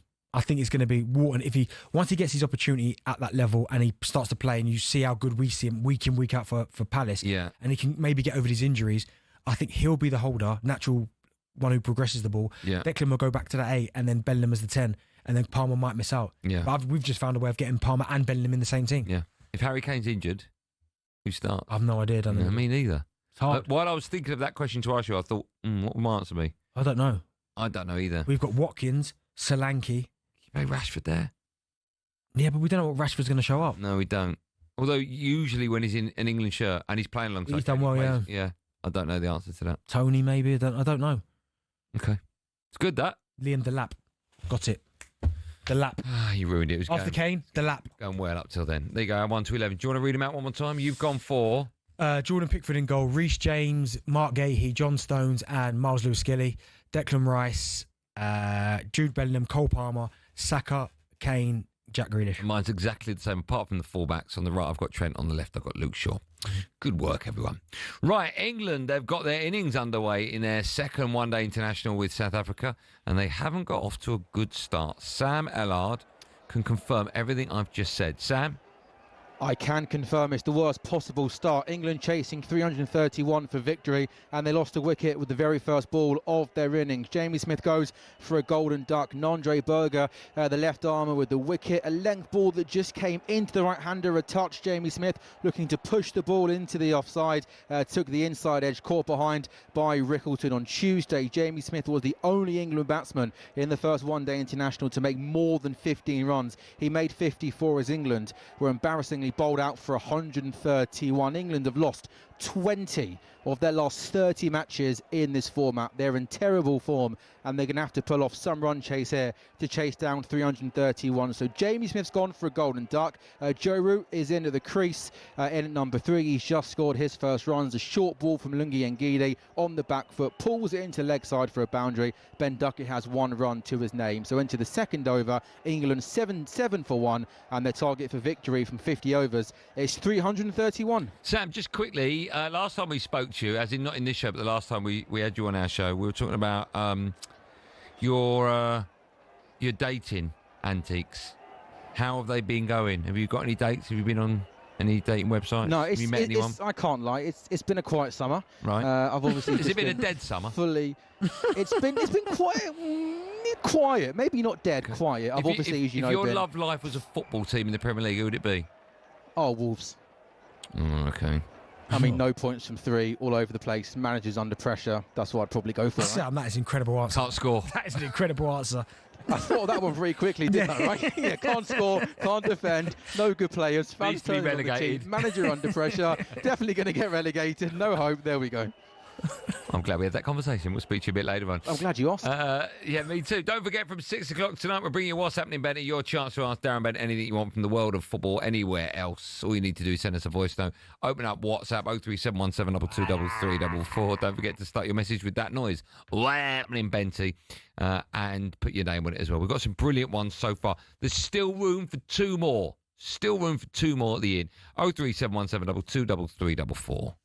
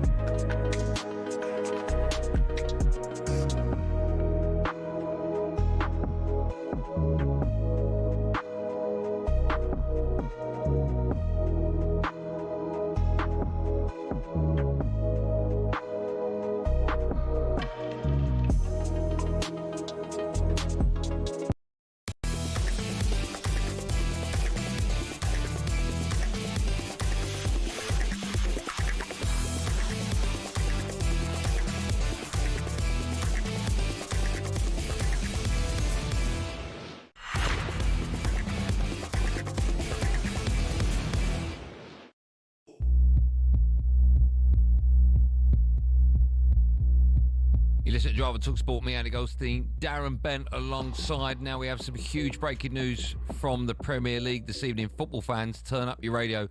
Tottenham fans, get your party poppers out. TalkSport's Will Hobbs has joined us from the news desk. Will, tell us this explosive news that's literally just broken. It's just dropped on Tottenham's channels. We saw it on Twitter. Tottenham Hotspur announces that Daniel Levy has today stepped down from his role as executive chairman after nearly 25 years. And he's made a statement on the club website. He says, "I am incredibly proud of the work I have done together with the executive team and all our employees. We've built this club into a global heavyweight competing at the highest level. More than that, we built a community. I was lucky enough to work with some of the greatest people in the sport, from the team at Lily White House and Hotspur Way to all the players and managers over the years. I wish to thank all the fans that have supported me over the years. It hasn't always been an easy journey, but significant progress has been made. I will continue to support this club passionately." So Peter Charrington, the non-executive chairman, steps in. There's no change to the leadership or financial structure of the club, say Tottenham. This is a new era of leadership for the club on and off the pitch, but no changes to the structure in terms of ownership. I'm going to ask you, thanks for Will for breaking that. I'm going to ask you a question. I don't know if you have the answer. We are just about to get Alex Crook on, TalkSport's chief football correspondent. The fact that he has stepped down from his role as exec chairman, does that mean he's stepping down from any roles at Tottenham Hotspur? Is he still associated with the club? We'll get clarity on that with Alex, but it does seem that he has stepped away from his role, and he says, "I will continue to support the club passionately." We don't quite know what support means, but it seems like that means he'll just be a fan now. Okay. Will, thanks for breaking that. We're going to stay with that, obviously, and we're going to take calls from Spurs fans. I'm guessing happy Spurs fans. 03717223344. Tottenham fans, you can react to that breaking news before anyone else on the planet. Daniel Levy has stepped down as Spurs chairman. TalkSport's chief football correspondent Alex Crook will be joining us in just a moment. Before he does, Benny, let me get your view on that. I mean, we came into work today, we had no idea. We didn't even get rumblings of this maybe 20 minutes ago. It has just broken, hot off the news. We've broken it before anyone else on the planet. Your reaction to that? Yes, huge. I never thought I'd actually see the day that it happened, because he's been there for so long. I mean, the fans have non-stop complained about him for years and years and years, and it just felt like he was an irremovable object. Like he was just going to be there the whole time, so you have to kind of deal with it. The fact he's decided to step down, maybe he feels he can't do the job as well as he maybe once could. Maybe he feels that the club's going in a different direction that maybe he feels it needs to. But it's the start of something new. I mean, Spurs fans have wanted this for such a long time. Every single time they're going for a bad period, it's Daniel Levy. It's their fault. He's not investing properly. He's penny pinching. He's not buying the best players to help this football club. So it's huge news now. And listen, he's done a good job. He's overseen them into the best stadium in the world, or one of the best training grounds. He's assembled over the years some really exciting teams. I know maybe the silverware has been lacking a little bit, but we have seen in recent times them winning the Europa League, getting themselves in the Champions League, getting to a Champions League final all under his watch. But the Spurs fans have not been happy, and they want to see more they want to see more investment, more top players coming through the door. So he steps down, and it's about who comes in next. Does he leave the club in fantastic condition? You mentioned, they've got one of the best stadiums, if not the best, in European football, and of course they've just won a European trophy. From a business perspective, absolutely, he's left that football club in an incredible state. But I get it, and I understand it. Football fans and Spurs fans don't want to hear about the stadium. Certainly financially is in a great spot because Beyonce was there or Taylor Swift was there.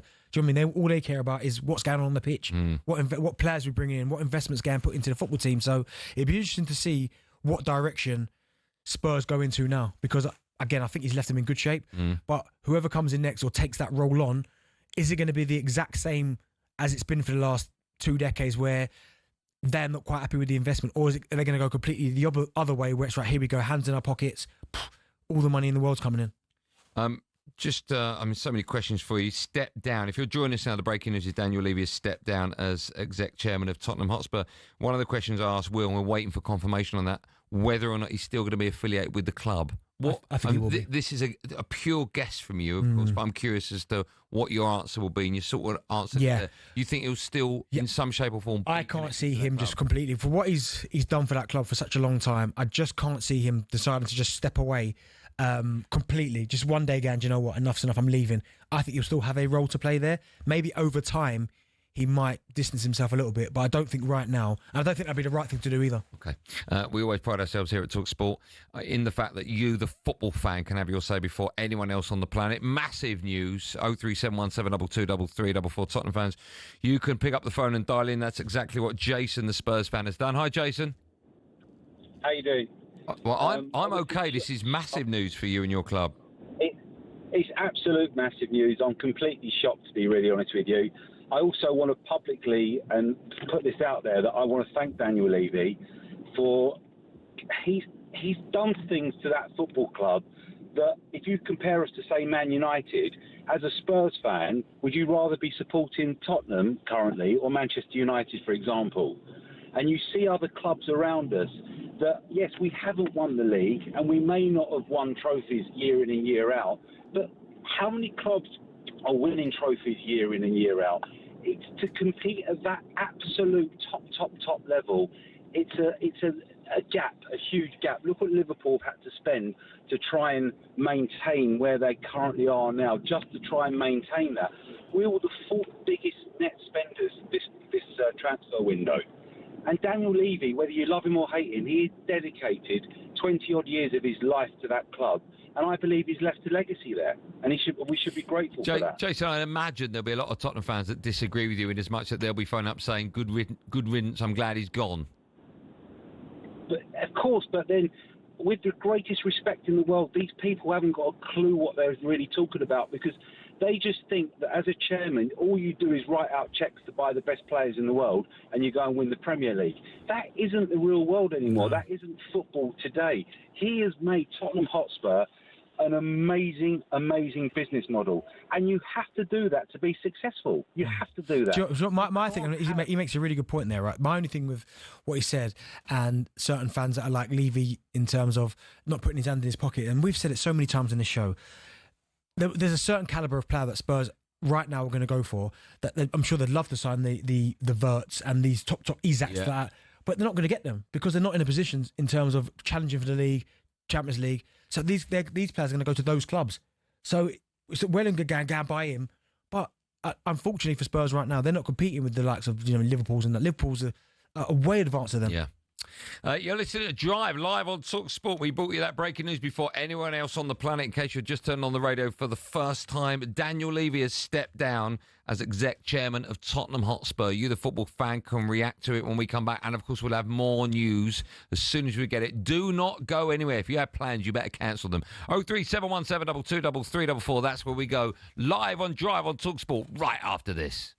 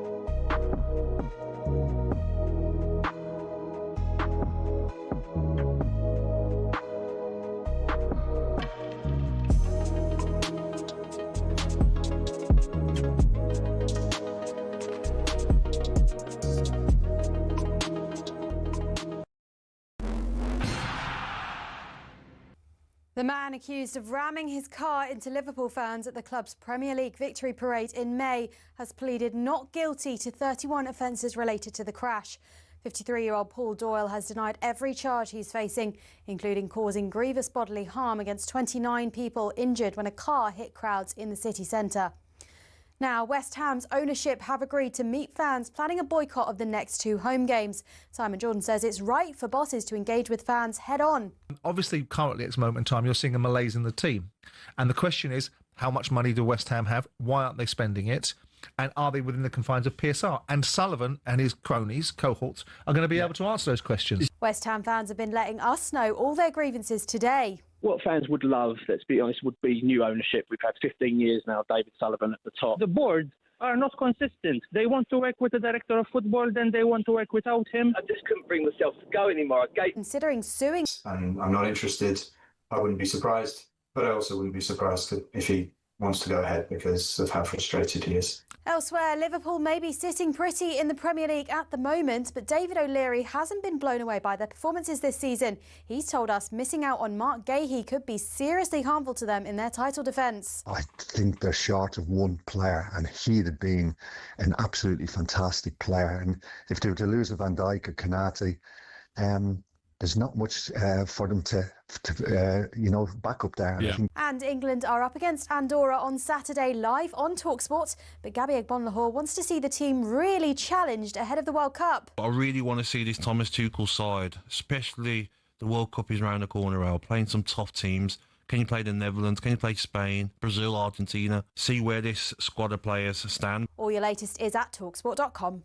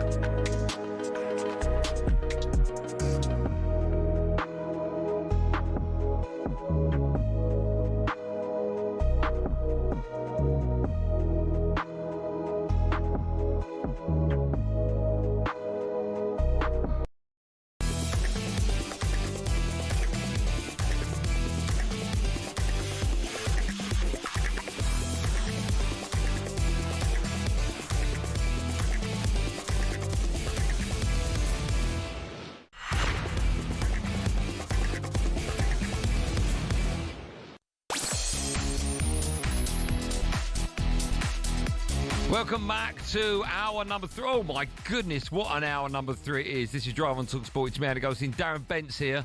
Let's make it a threesome. No need for that. Now, in case you missed the huge breaking news this evening, Tottenham Hotspur have confirmed Daniel Levy will be stepping away from his role as exec chairman. So what do you make, Spurs fans, of the last 20 years at the club? 03717 223344, nearly 25 years. Levy has said in his statement, I'm incredibly proud of the work I've done together with the exec team and all our employees. We have built this club into a global heavyweight, competing at the highest level. Tottenham fans, you can have your say by picking up the phone 03717 223344. But first, we can get more on this now with talkSPORT's chief football correspondent, Alex Crook, joins us. Crookie, good evening to you. Good evening. There's never a dull moment in the world of Premier League football, is there? I'll tell you what, I've never seen my producer run into the studio and say, we're not doing What's That, Bentley, at 2:15. We've got breaking news. And it is huge breaking news. And it's news that no one this morning, no one when they woke up, I don't know if Daniel Levy's included in this statement, but no one knew it was going to happen. This has come completely out of the blue, hasn't it? Yeah, and that doesn't happen very often, you know, in the world of social media. Obviously, some brilliant journalists out there as well. It's very difficult to keep a story of this magnitude secret, but Tottenham, as you say, have managed to do that. And I think whether you're a fan of Daniel Levy or not, and there's a lot of Tottenham fans obviously have been quite public in their criticism of him, this is a seismic day for Tottenham, because this is the longest serving chairman in the history of any Premier League club, nearly 25 years at the helm. Obviously, there have been some down moments in that time, but there's been some up ones as well, not least the delivery of what for me is the best stadium in the Premier League, one of the best stadiums in Europe. They've been to a Champions League final under Daniel Levy's stewardship. They obviously won the Europa League as recently as May, and maybe on the back of that success in Bilbao, Levy just felt like this was the perfect time to bow out. What it means for the future of Spurs, I think, is unclear at this moment in time. They're saying that the way the club is run, the ownership structure will remain the same. But I've got to say, there have been whispers, and myself and Ben Jacobs have been sort of trying to find out more about this in the last few weeks, that there is significant outside investment coming into Tottenham, probably from the Middle East, from the likes of Saudi Arabia. So you wonder if this is the Spurs' first step to a change of ownership at the top of the club, despite what Spurs are saying at this moment in time. Cricket, how do you think the fan base will be feeling? Because as you said there, it's almost split. You're getting some that are, we've had a couple on already that have just said, listen, they want to thank him for what he's done a good job. But then, of course, we're definitely going to hear from some that are saying, no, his time was up, he should have gone a little while ago. The time for him to go was after they didn't back Poch, after he got him to a Champions League final. Where do you kind of stand on it? Well, I've said for a long time that that was the sliding doors moment when it came to Tottenham, because I'm a massive fan of Mauricio Pochettino. I think he did a brilliant job at Tottenham. To get them into the Champions League final was uncharted territory, really. And that was the summer when everything was positive to really go big in the transfer window. They did the opposite. I think I'm right in saying they didn't sign a single player that summer after losing the Champions League final to Liverpool. And within a few months, Pochettino had gone, replaced by Jose Mourinho, and it had all unravelled. And I think when you look at Daniel Levy's 25-year stewardship of Spurs, you have to look at the number of managers that he's hired and fired, and the big decisions that he's made. Not backing Pochettino, sacking Jose Mourinho a few days before they were due to play a League Cup final was, again, one of the standout moments of his tenure. And, of course, the decision to sack Ange Postecoglou on the back of finally ending their long trophy drought. A decision, I think, in the end, that maybe split the Tottenham fan base at the end of the Premier League season. They were probably thinking, well, we've not won enough games. But when you deliver a major European trophy, that was a big call, wasn't it, to part company with Postecoglou and bring in Thomas Frank. I was all for it. I think Thomas Frank will go on and be a very good Tottenham manager, but there's been a lot of managers that have worked under Daniel Levy in those 25 years. Quickly, I've got two questions for you. Because it's breaking news, I don't know if you've got the answer to both or even one of them.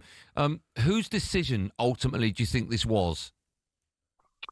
I think it was probably Daniel's, and I've fired out a few messages to people close to Daniel Levy to try and stand that up, so I might have more information for you across the course of the evening. But I do sense that maybe he just felt the time was right, as I say, having delivered the stadium, having finally delivered a trophy, and with the prospect of fresh investment coming into the football club. So maybe this is a case of him deciding to step aside now on his own terms, rather than potentially being pushed out by anybody who's going to come in and invest in the club. Okay, my second question is, do you think he's going to remain at the club? The way the statement reads is that he goes with immediate effect. And I think he says himself in the statement, I'm going to remain a supporter of Tottenham. So that suggests this is immediate, that Daniel Levy's tenure ends today. Okay, Benty, you got one? Yeah, quickly, just a quick one for me. You said that the structure of the club, and I can't see Daniel Levy leaving the club in a bad state. So when you talk about the structure of the club, is the next person that's going to come in, is it going to be the exact same then, in terms of how the Spurs fans feel about Daniel Levy in terms of the signings, putting his money in his pocket, things like that? Do you think it will remain the same, or is it the start of something brand new? It could be the start long term of something brand new, because obviously Joe Lewis, the actual owner of Tottenham, or the Lewis family own the club now, but he's not getting any younger. So it wouldn't surprise me if they do end up going in a different direction. And actually, Daniel Levy has got a lot of the criticism from Tottenham fans when things haven't been going well on the pitch, but he was never the owner of the football club. He was only ever the chairman. Yes, he made a lot of huge decisions that obviously had ramifications, but it wasn't his money that he was deciding to spend on players, or more often than not, deciding not to spend on players. So I don't know. I feel like Tottenham fans, if there was eventually to be a takeover, be it a partial one or a complete takeover, I think maybe they would be in favour of that. Crookie, thanks for coming on. I can always tell whether or not you knew the news was going to break, judging by your hair. You've not had time to do it. You've literally just woke up. So that tells me that no one, if you didn't know, no one knew this was happening. But I appreciate you coming on. I know that you're going to be speaking to as many people as you can between now and whenever. So if you get any other breaking news, can you come straight back on and let us know? I think this is a pretty good hair day for me, by the way. But yeah, I absolutely will. Okay, no mirrors. It's not. Yeah, no mirrors. Crookie, keep up the great work for talkSPORT. Thanks, pal. Thanks, guys. Let's go to the phone line, shall we? If you've just turned on your radio, my goodness, big breaking news if you're a Spurs fan. Daniel Levy has stepped down as exec chairman. What does it mean for Tottenham? What does it mean for Tottenham fans? Daniel is one of those. Hi, Daniel. Hello, lads. How you doing today? We're okay. I mean, what's it like for you? For a long time, the majority of Spurs fans have wanted him out, and today you've got your wish. Yeah, first-time caller, long-time listener, so good to be on. Yeah, probably an unpopular opinion for Spurs fans, but I think it's a case of be careful what you wish for.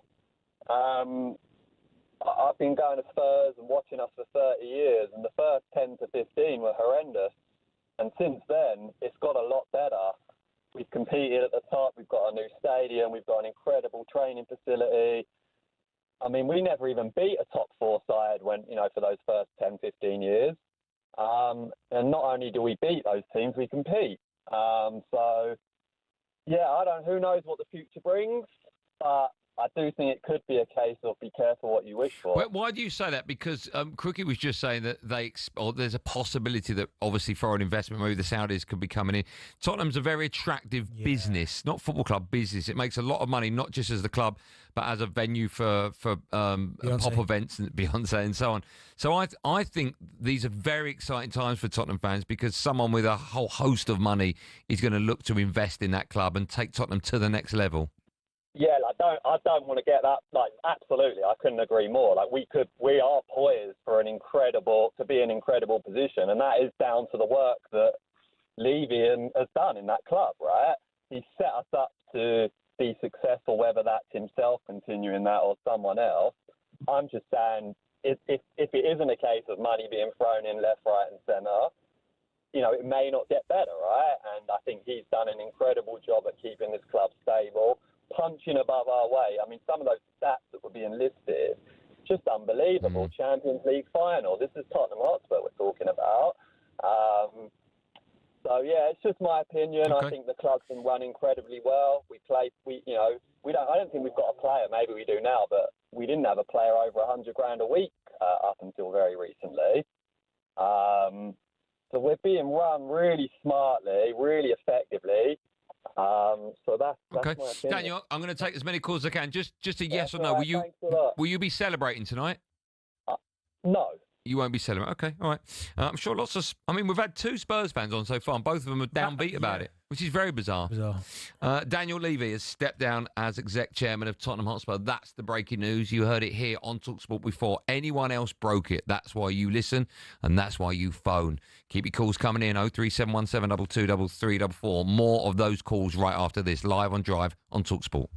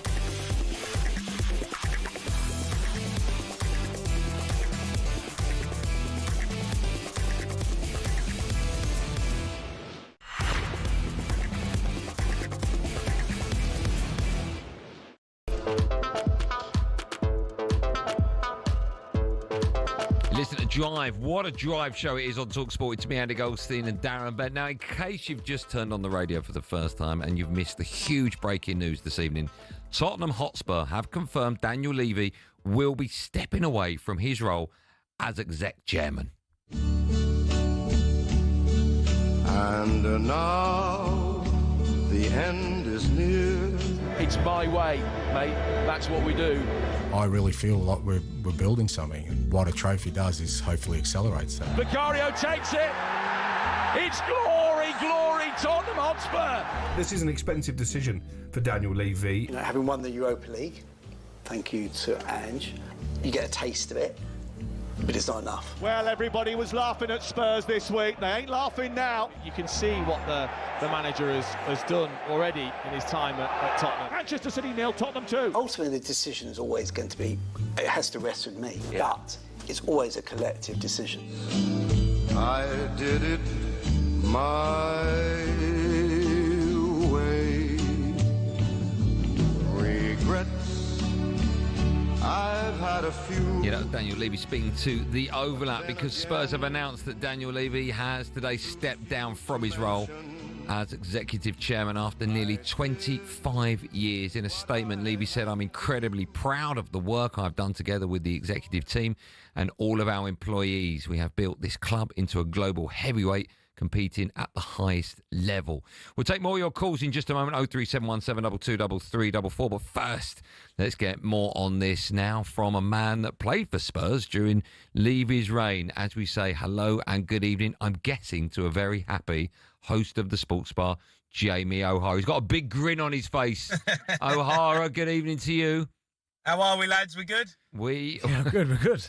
I mean, you've got a big grin. I was going to ask you how you're feeling, but I'm guessing you are over the moon with the news, right? I think this is good news, right? It's time to move on from Daniel Levy. There's been so much toxic nature around him. Look, it's a tough one because he's done so many good things for the football club in terms of commercially where he's put the football club. You know, the stadium's unbelievable. You know, he's made it a rich football club. The training facilities are world class, but you won the best team on the pitch, and I believe over his 25 years that We haven't done enough as a football club to win trophies, to be amongst the elite teams. And there's been too many signings that haven't fulfilled the potential of the football club. So, yeah, look, I'm... It's harsh to say I'm happy, but I'm happy because I think a lot of Spurs fans will say they are happy. The club's in a good position. You can't get away from the fact he's done a good job in terms of putting the club where it's in, but we need to win more trophies. Jamie, it's funny that you say you're happy because we've had a couple of Spurs fans on already who both of them have said they're sad to see him go. What percentage of Spurs fans will be celebrating tonight, do you think?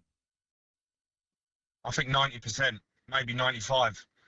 95%. I don't know there's going to be too many people. You know, look, you've got to be careful what you wish for at the end of the day because the man is a very good businessman. He's done a great job in terms of making Tottenham a rich football club. But we don't spend enough money when it matters. We don't bring in the top players when it matters. And we ain't won enough trophies for what, you know, potentially this football club could do. It's a huge football club. And we've fallen behind the big teams. Arsenal are a million miles in front of us. And we need to try and catch up with them types of teams. And under Daniel Levy, his reign, we haven't done that. Simple as. Shane, let me ask you then, because you said there about obviously bringing in the top players and competing with some of the likes of Liverpool, the Arsenals, Manchester Cities. But, I mean, how many more trophies do you think Spurs would have won in this time? Because it's so hard to win a trophy anyway. But when you look at who you're competing against, I mean, you lose Eze to Arsenal. I mean, Arsenal have been knocking on the door for a couple of years. The Gibbs-White one is probably one where I'd look at and go, you should have got that over the line. But realistically, what players could you have got in, do you think, to Spurs to maybe be up there and winning, like competing for Premier League titles? Benny, when you look back at the transfers that have been potentially available to Spurs, there's so many that we've let slip. You know, like there was talk of Eden Hazard back in the day. There's been so many chats of players that we could have potentially got over the line. And yeah, look, they're going to Liverpool, they go to Man United. Of course, they're bigger clubs than Tottenham. I get that. But there has been times when we could have had unbelievable football players at this, you know, at the club, and he hasn't done it. He hasn't finished it. He hasn't got the job done. Morgan Gibbs-White would have been an unbelievable sign. Eze, but that's just this season. Every season there's a signing where you go, should have got that done, didn't get it over the line. Should have had that player, didn't get it done. And, you know, we end up getting a second player or a third player. And look, I think we've done all right in the transfer window, to be fair, with the players that we've got. But this has been over a long period of time where Tottenham could have had better players and we haven't done it. And look, people will say they're sad, Bentley. The stadium's unbelievable. You can't get away from that. But on the pitch, we have not fulfilled the potential that Tottenham could be. And that's because of Daniel Levy, as simple as that. Jamie, listen, if people are watching on YouTube, they can see you in the front of your car. So I'm going to let you finish your Uber shift. Before I do, you've got, obviously, you're back with the Sports Bar tonight. You Sports and Bar tonight, mate. Yeah, the best one. You know that show, don't you? Yeah, I can't believe it's still going. Who will be wearing the clown outfit tonight? Oh, my God. I feel like Cundy's going to be ready, prepared. He's already messaged saying, here we go. It's going to be a big one. So I don't know what's coming my way. I was looking for a nice, easy, chilled, relaxed night tonight, lead up to international, and then bang, Daniel Levy's gone. I don't know what's coming my way, mate, to be honest. I don't know. But look, there's going to be a lot of Spurs fans. I'm interested to see. You said, Goldstein, that some fans have said that they're sad. Yeah. I think there might be a few because the football club is in an unbelievable state. You know, we're in a good spot. But the football team, let's be honest, guys, come on. We ain't at the levels that we should be. Well, listen, I know you got another fare, but the Sports Bar is unmissable tonight from 10 p.m. You Hold and on, Cundy. mate. 2 minutes, yeah, I'll let you in 2 seconds. Is that Cundy? Yeah. Where you going? London Bridge? All right, jump in. Jay, have you got Daniel Levy in the back of your car? Yeah, Daniel Levy, yeah. Would that be nice? Hey, listen, to live the dream. It's going to be an unmissable Sports Bar tonight from 10 p.m. Have a good one. I'll certainly be listening and watching as well. Yeah, you're lying. What are you lying for? I'll definitely be watching. I genuinely will tonight. I really will. It'll be a great show. Boys, great show, boys. See you later. Likewise, Jay. Likewise. That is going to be... Second best show on talkSPORT. That is going to be one show you do not want to miss. I wonder if Cundy's going to come with Has Anyone Seen? Oh, he's got to. Yes, He does. Has anyone seen Andrew, the Spurs fan, is my question. Well, we have. He's next. Hi, Andrew. How you doing? You all right? I'm okay. How are you feeling? We haven't had a Spurs fan yet who's been shouting from the rooftops. Are you one of them? I'm balanced, mate. I'm balanced at the moment. I'm just the thing. I echo what Jamie just said in terms of he's put us into a decent position in terms of economically, we are sound. We are doing very well. But also, from a football point of view, we need to win trophies. We are a big club, but we need to be realistic in terms of where we're really at. When we look over our shoulder, we look at Liverpool, Chelsea, the big boys. We need to be humble, and we've come a long way. Yeah, we've come a long way in the last, say, 10 years since Poch. And we need to be realistic. Yeah, I think the club's it's got a great footing at the moment, and it was a shock today to listen to this news, and I don't know what I feel about it. Do you know what? Definitely right. Okay, sorry, can I just ask him? So, will you be celebrating tonight? No, you won't be. Okay, it's mad. The foundations are there for the club. Yes. When in terms of the infrastructure, it's there. It's just where do they go from here? Because new guy comes in, is it going to be the same transfer policy? Because we're all expecting that Daniel Levy's gone. I'm guessing it's going to be big investment. Well, if it's a big investment, fair enough. If it's the same owners of the club, which it is at the minute, then the transfer structure might be the exact same. Yeah. We shall wait and see. When we come back, we'll be joined by former Spurs manager Harry Redknapp. We got some former Spurs players join us as well. Angry Matt, the Spurs fan, will be joining us. Yeah, he's phoned up. He's next. I don't know how angry he is. I'm guessing he's over the moon. But before all of that, time for no Googling. I still no Googling. Of course. Well, it's going to be Spurs related, right? Less than an hour ago, we broke the news that Daniel Levy will be stepping down from his role as exec chairman. We want to know how much have Spurs spent on incoming transfers since Levy was promoted to the role in 2001. I'll give you a clue. It's in the billions. It's a good clue, actually. Harry Redknapp, angry and happy Spurs fans, and lots more of you coming your way right after this. 03717 223344. It's today's hotline number.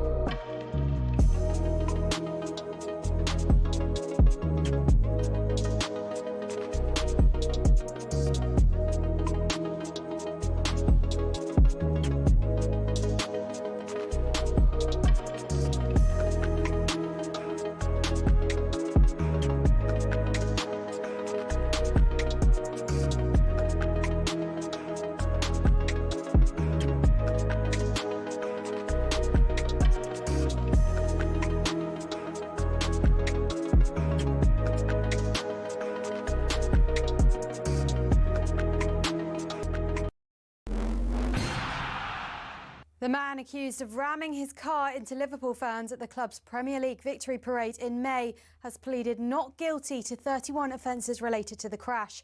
53-year-old Paul Doyle has denied every charge he's facing, including causing grievous bodily harm against 29 people injured when a car hit crowds in the city centre. Now, West Ham's ownership have agreed to meet fans planning a boycott of the next 2 home games. Simon Jordan says it's right for bosses to engage with fans head-on. Obviously, currently at this moment in time, you're seeing a malaise in the team. And the question is, how much money do West Ham have? Why aren't they spending it? And are they within the confines of PSR? And Sullivan and his cronies, cohorts, are going to be able to answer those questions. West Ham fans have been letting us know all their grievances today. What fans would love, let's be honest, would be new ownership. We've had 15 years now, David Sullivan at the top. The board are not consistent. They want to work with the director of football, then they want to work without him. I just couldn't bring myself to go anymore. I gave my tickets away more than I went last season. Speaking of the Hammers, Lucas Paquetá is considering suing the FA after he was cleared of spot fixing, but his lawyer Alistair Campbell told us this. If he turns around to me and says, I'm fed up with talking to you, I've had a horrendous 2 years, I don't like the law or legal process, and I'm not interested, I wouldn't be surprised. But I also wouldn't be surprised if he wants to go ahead because of how frustrated he is. All your latest is at talksport.com.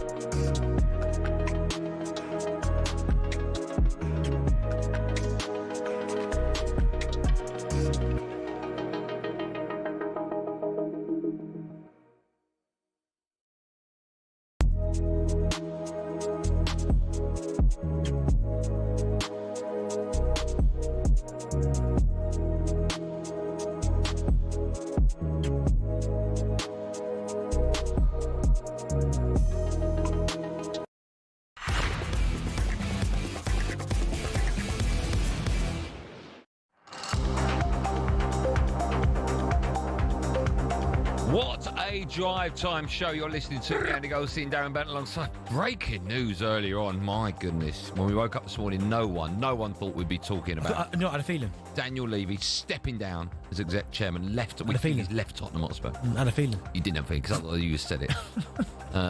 You can have your say by picking up the phone 03717223344. Before we go to the phone lines, I asked you a question. The last no Googling of the day. And it was, how much have Spurs spent on incoming transfers since Daniel Levy was promoted to the role of exec chairman in 2001, nearly 25 years ago? 1.5 billion. 1.5 billion. 1.5 billion. And what have they got for that? They got League Cup win, Champions League final defeat, new stadium, new training ground. There's a couple of other. Europa League. There's the Champions League final defeat. There was I just said that. Yeah, League Cup final defeat to Jose. Was that City? I think it might have been City. Okay. And I think, was there a Chelsea one in there? Okay, so is that good or bad? No. 2 trophies. Not great. 2 trophies. Let's hear from you, shall we? 03717223344. Now, our next caller is Matt, and he's usually angry, always shouting and screaming. Yeah. Will he be happy or sad? God knows. No idea. No one knows. Let's find out. Matt, hello. Oh, my God. Oh, my God. What a day. Guys, there's 2 beautiful things that happened in my life, my son and my daughter. And now This is the third.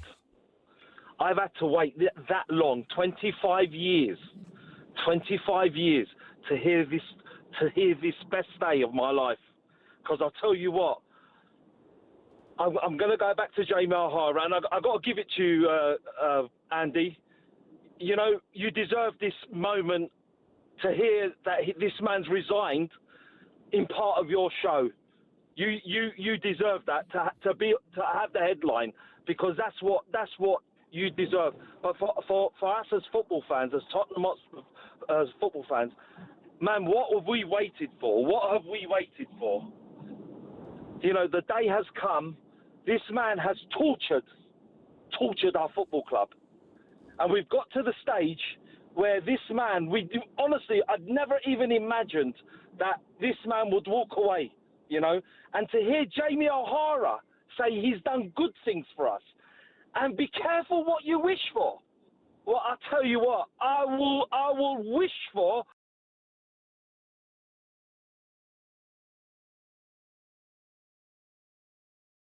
coming. I knew this was coming because Donna Marie Cullen was ousted. And when she was ousted, we all had the vision that this man is next.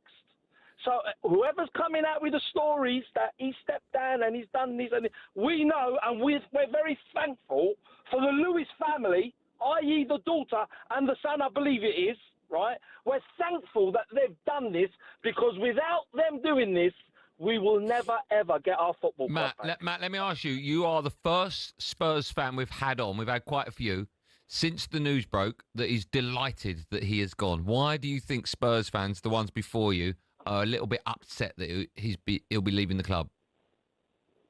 Andy, these Spurs fans, right? I'll be honest with you, they can't even spell history. They can't even spell that word, because if they could spell it, and they looked into the pages of Tottenham Hotspur, they'd see that Tottenham Hotspur had been known to win trophies.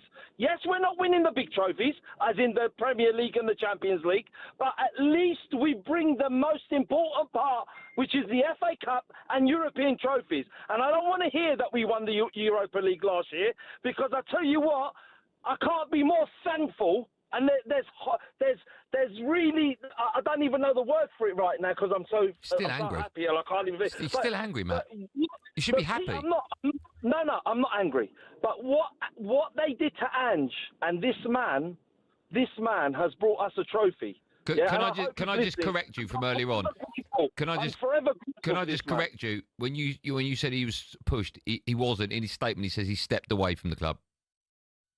You want, mate? Believe what you want. Well, I can only go with what I know factually, and that is a fact. That's fine. But I'm telling you now, he could say what he wants, because I heard about Donna Marie Cullen stepping down. And that, I tell you what, she would have stayed for another 30, 40 years if she could. But something has...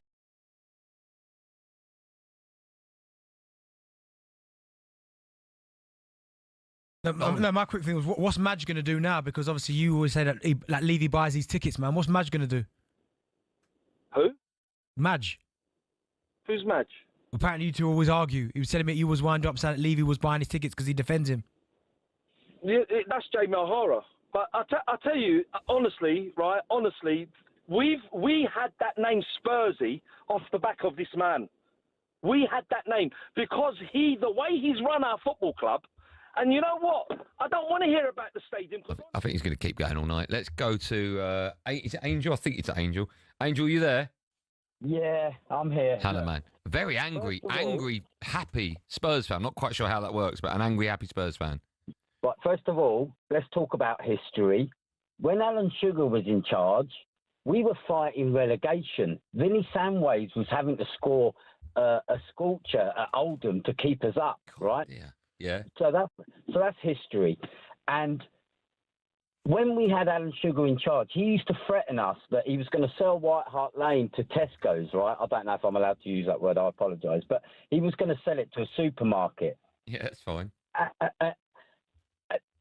And to look at what Levy's done since then, I agree he's made horrendous management decisions. You know, AVB, sacking Mourinho when he did, Mopo, they're horrendous management decisions. But the bloke has turned Tottenham into a massive world power, like he said. And for people like Matt, who think we are entitled to win trophies, we're not. And we've had to deal with Chelsea, Man City, obviously the juggernaut that is Man United with money. So for me, I agree with I forgot his name. O'Hara? O'Hara, yeah, Cundy's mate. Be careful what you wish for, man, because he is not as bad as fans like Matt seem to think. And do you know what? Do you know what? Like, and it's good range. It shocked me, I'm surprised the amount of Spurs fans have come on in and gone, do you know what? Like, he's done a good job. Because when things were going badly last season, not in the Europa, when they were getting smashed every week in the Premier League when they finished fourth bottom, it was all Levy, get him out. But the fact we've had so many come on and go, nah, do you know what? He did a good job. But are they only saying that because they won the Europa League? If Spurs would have lost that Europa League final. Oh yeah, I get it, but do you think it's that one defining moment? Excuse me, that's because it's changed there. Yeah, because it's fresh in their mind still. Yeah, it's still fresh. Like what? It's been a while since they won a trophy, but I am shocked that we haven't had more coming on going good readings and that. Yes, a new start. None of that. We've only had one angry man. Yeah. We'll take more calls in just a moment, but first we can head back to Lords. Now, Sam Allard has been watching the second ODI between England and South Africa. Sam, where are we at? England 67 for 2 into the 14th, chasing 331 for victory and to stay in the series. England got off the worst possible start in their run chase. Jamie Smith out for the first ball, but the second wicket partnership was a better one. It was worth 66 runs, but England have just lost their second wicket. Ben Duckett is not looking in good touch at all. He faced 33 balls, only made 14 runs. Then he tried to reverse sweep the spinner. Keshav Maharaj was bowled, the ball hitting the middle stump. So the new batsman at the crease is Jacob Bethel. Like Ben Duck, is short on runs in the last couple of weeks from the 100 and in this series. Joe Root, though, looks in good touch, and at 3 he's not out on 42. Seeing a couple of vintage Joe Root drives. There was a little bit of fortune early in his innings when he tried to drive a full and wide ball from Lungi Ngidi. The thick outside edge beat the fielder at second slip. But England are well and truly up against us here. The target 331 is a big one. Root and Bethel at the crease. We've had 14 overs completed. England 67 for 2, needing a further 264 runs for victory. Sam, you still there? I'm here. Who would have thought that Daniel Levy would have stepped down before you got a date? When that news broke, that was the exact same thing that I thought as well. It was the first thing that came to my mind, and I'm sure all of your listeners' minds as well, right? I didn't think you were going to link Daniel Levy and that at the same time. Imagine that bet at the beginning of the season. Remarkable, right? Sam, keep up the great work. Thanks, man. When we come back, we'll take more of your calls on that major breaking news. Daniel Levy has stepped down as exec chairman of Tottenham Hotspur.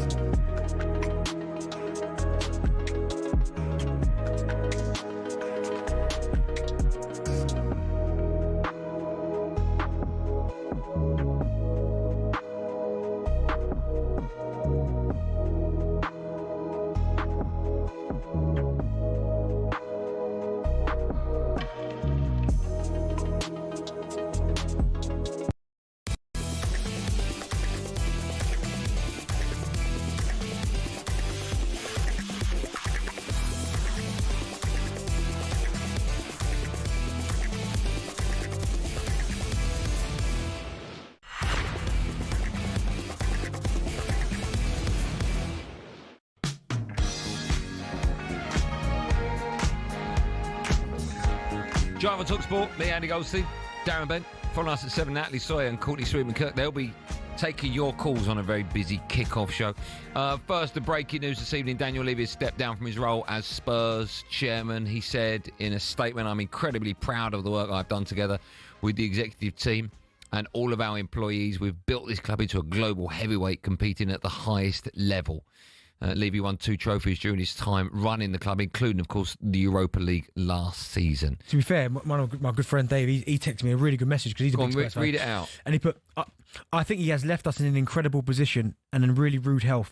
We have a good manager, we have good players and good signings. Our captain signed a new contract and we are the Europa League champions and we're in the Champions League in a £1 billion stadium. And it's the best in the world. For all the hate he gets, this is an incredible position for someone coming in to take over. Yeah. And you can't argue with any of that. No. You really can't. Or maybe you can. Damon's a Spurs fan. Hi, Damon. Evening, gentlemen. I've been a long time ENIC out, Levy out. Yeah. But right now I'm not celebrating because the club is still owned by the Lewis Family Trust and Daniel Levy. And they'll put a faceless puppet, well, I think they already have, as a non-executive chairman, a city man. And at the moment, nothing's changed. It might be the beginning of the end. But right now, no celebrations from me. But, there must be a reason, right? There must be a reason why he has stepped down. Yeah, it might be personal. I mean, he's just come back from America because his daughter's gone off there at university. He might fancy kind of jumping in Joe Lewis's boat off the Bahamas. You know, he might have just had enough of it. After 25 years, I wouldn't blame him. People like me are getting on his back every week. But, I'm not celebrating right now. That's all I can say. I think it's coming. Are you happy? At the moment, nothing's changed for me. Nothing's changed. It will change the day that they say Levy and Lewis family. Let me ask you. You sound like a sensible man. And Bent has just rattled off a list of all the achievements that Daniel Levy and Joe Lewis have incorporated since they took over that club, nearly 25 years. You have got one of the best grounds in European football. You've got an amazing training ground. You've just recently won the Europa League. You've got Champions League football. You know, the club currently is probably in the best position it's ever been in. It has been a great business. It is a great business, and that's where we know football is a business and it is a great business. But as a football fan, you can't say that us having the lowest player wage to turnover ratio that means that they've had the football at the heart of the business. It's been about money making, and they've done a fabulous job, and it's a great stadium. And yes, by finishing 17th, we managed to win the Europa League. It was a great one night, but it was an awful season. That kind of mix has been too heavily balanced on the business side and not enough on the football side. That's why we can't attract all this. We've left it. We're in the Premier League, talking with at the top table. We're not signing Isak or Wirtz or any of the decent players. But realistically, though, Damon, you've said about Isak and Wirtz. Were you ever going to get those type of players? If Liverpool were in for him or Man City, you can't compete with teams like that. No, but why? If we were paying the wages... You know why. If you're Alexander Isak, and you got a chance to go to Liverpool or Spurs, or right now in the position we're in, of course they've made the right decision. He's got to go to Liverpool. But it's always been like that. It's always been. Hold on. The reason the top players in Europe choose the Man Uniteds, the Man Cities, the Real Madrids, the Barcelonas, the Liverpools over Spurs has nothing to do with Daniel Levy. Nothing whatsoever. No. It's to do with it's just a bigger club that they're going to. No, I disagree. If Levy was paying the wages of a team that's in the Champions League and on the up, they would go. They played in the best stadium in the world with the best training facilities in the world. I disagree. No, I strongly disagree. They just don't have the money. No. They haven't paid the money. No chance. So if Spurs pay, I don't know, offered Isak 300,000 and Liverpool could only offer him 200, you still think he'd go to Spurs over Liverpool? No, because right now, the Fenway Group, the owners of Liverpool, have pumped money into Liverpool Football Club, not the business, into Liverpool Football Club, and put them in a position where they can reign supreme for the next 10, 15 years. And that's why they pumped even more money into it this season. But the owners of Spurs for 25 years have done enough just enough. They've built a great business, but on the football side, they've done just enough to make sure people like me are in a minority, and all the people phoning up saying we'll miss him are in the majority. Okay, Damon, what a great call. Thank you for that. Let's quickly go to Sam. What was a brilliant call. Sam must put bore off, mate. Try following Millwall. It's a good call. Listen, people wear their heart on their sleeve. Sam's a Spurs fan. Hi, Sam. Hello, fellas. Sam, you're going to be our last call on this subject. Obviously, the next show, Natalie Sawyer will carry on taking calls from Spurs fans. So if you've just turned on your radio now and you want your say, dial in 03717 22 334 and they'll get you on air. But you're our last call, Sam, on the matter. What do you want to say? Well, I'd like to say Darren Bent's a legend, by the way, and Goldstein, you're a leg end, but nice to speak to you. Okay. No offence, mate. Darren, you're a legend. But I just wanted to say, all these people that say Levy hasn't done a good job have never owned a business and have never had to make large financial decisions. So I would love us to have spent more money and won more trophies. But when I first started supporting Spurs 30 years ago and Alan Sugar took over, we had a reasonable stadium and we used to do okay. And we'd either be 15th or 7th or 8th, you know, always around mid-table, nothing great. And Daniel Levy has improved us. We've got a better ground. We've got better players. We're in a better financial position. And all those people that say he could have spent more money, he's put us in a position now where the amount of revenue we make for the next 10, 20 years will only allow us to buy better players and improve ourselves. It's all good, everyone saying he needs to make emotional decisions and spend this and buy that and do that. But if we just did that, we'd go out of business because Man U can spend more money than us because they've got more. Liverpool can spend more. Man City can spend more. So what he's done is he's transformed us into a club that can in the future spend as much as them and maybe be as successful as they are. Sam, great call. Really great calls, in fact, since we broke that news. Whenever people come on and say, oh, we should have won more trophies, it's not that easy. That's the one thing I don't... Like you say, Daniel Levy, yeah... I mean, in 25 years, they should have won more than 2. You say that, but... I mean, they should have done. You talk about that Palace, for instance. Well, Leicester won the league and the FA Cup and the Community Shield. I get right? that. But Palace have won their first trophy in their history. I know, but Spurs are bigger than Palace. I get that, but my point is it's not that easy to just win. No, it's not. You're right. What is going on there? What am I hearing? I don't know what Jack's doing, do you? Mind of his own. What's he playing? We'll be back tomorrow at 4 o'clock. I'm guessing we'll be reacting to that news that Daniel Levy has stepped down as Spurs chief exec. Natalie Sawyer will carry on taking your calls. Kickoff begins when we finish, and we finish in 2 seconds' time. Thanks for listening. Stay with talkSPORT. A busy night. And, of course, the boys on the sports spot, O'Hara and Cundy, will take your calls on all the above. 03717 22 334. Put it in your phone and press redial. We'll see you tomorrow. Thanks for listening. Be safe, everyone. Be safe. Thank you for the music, for giving it to me.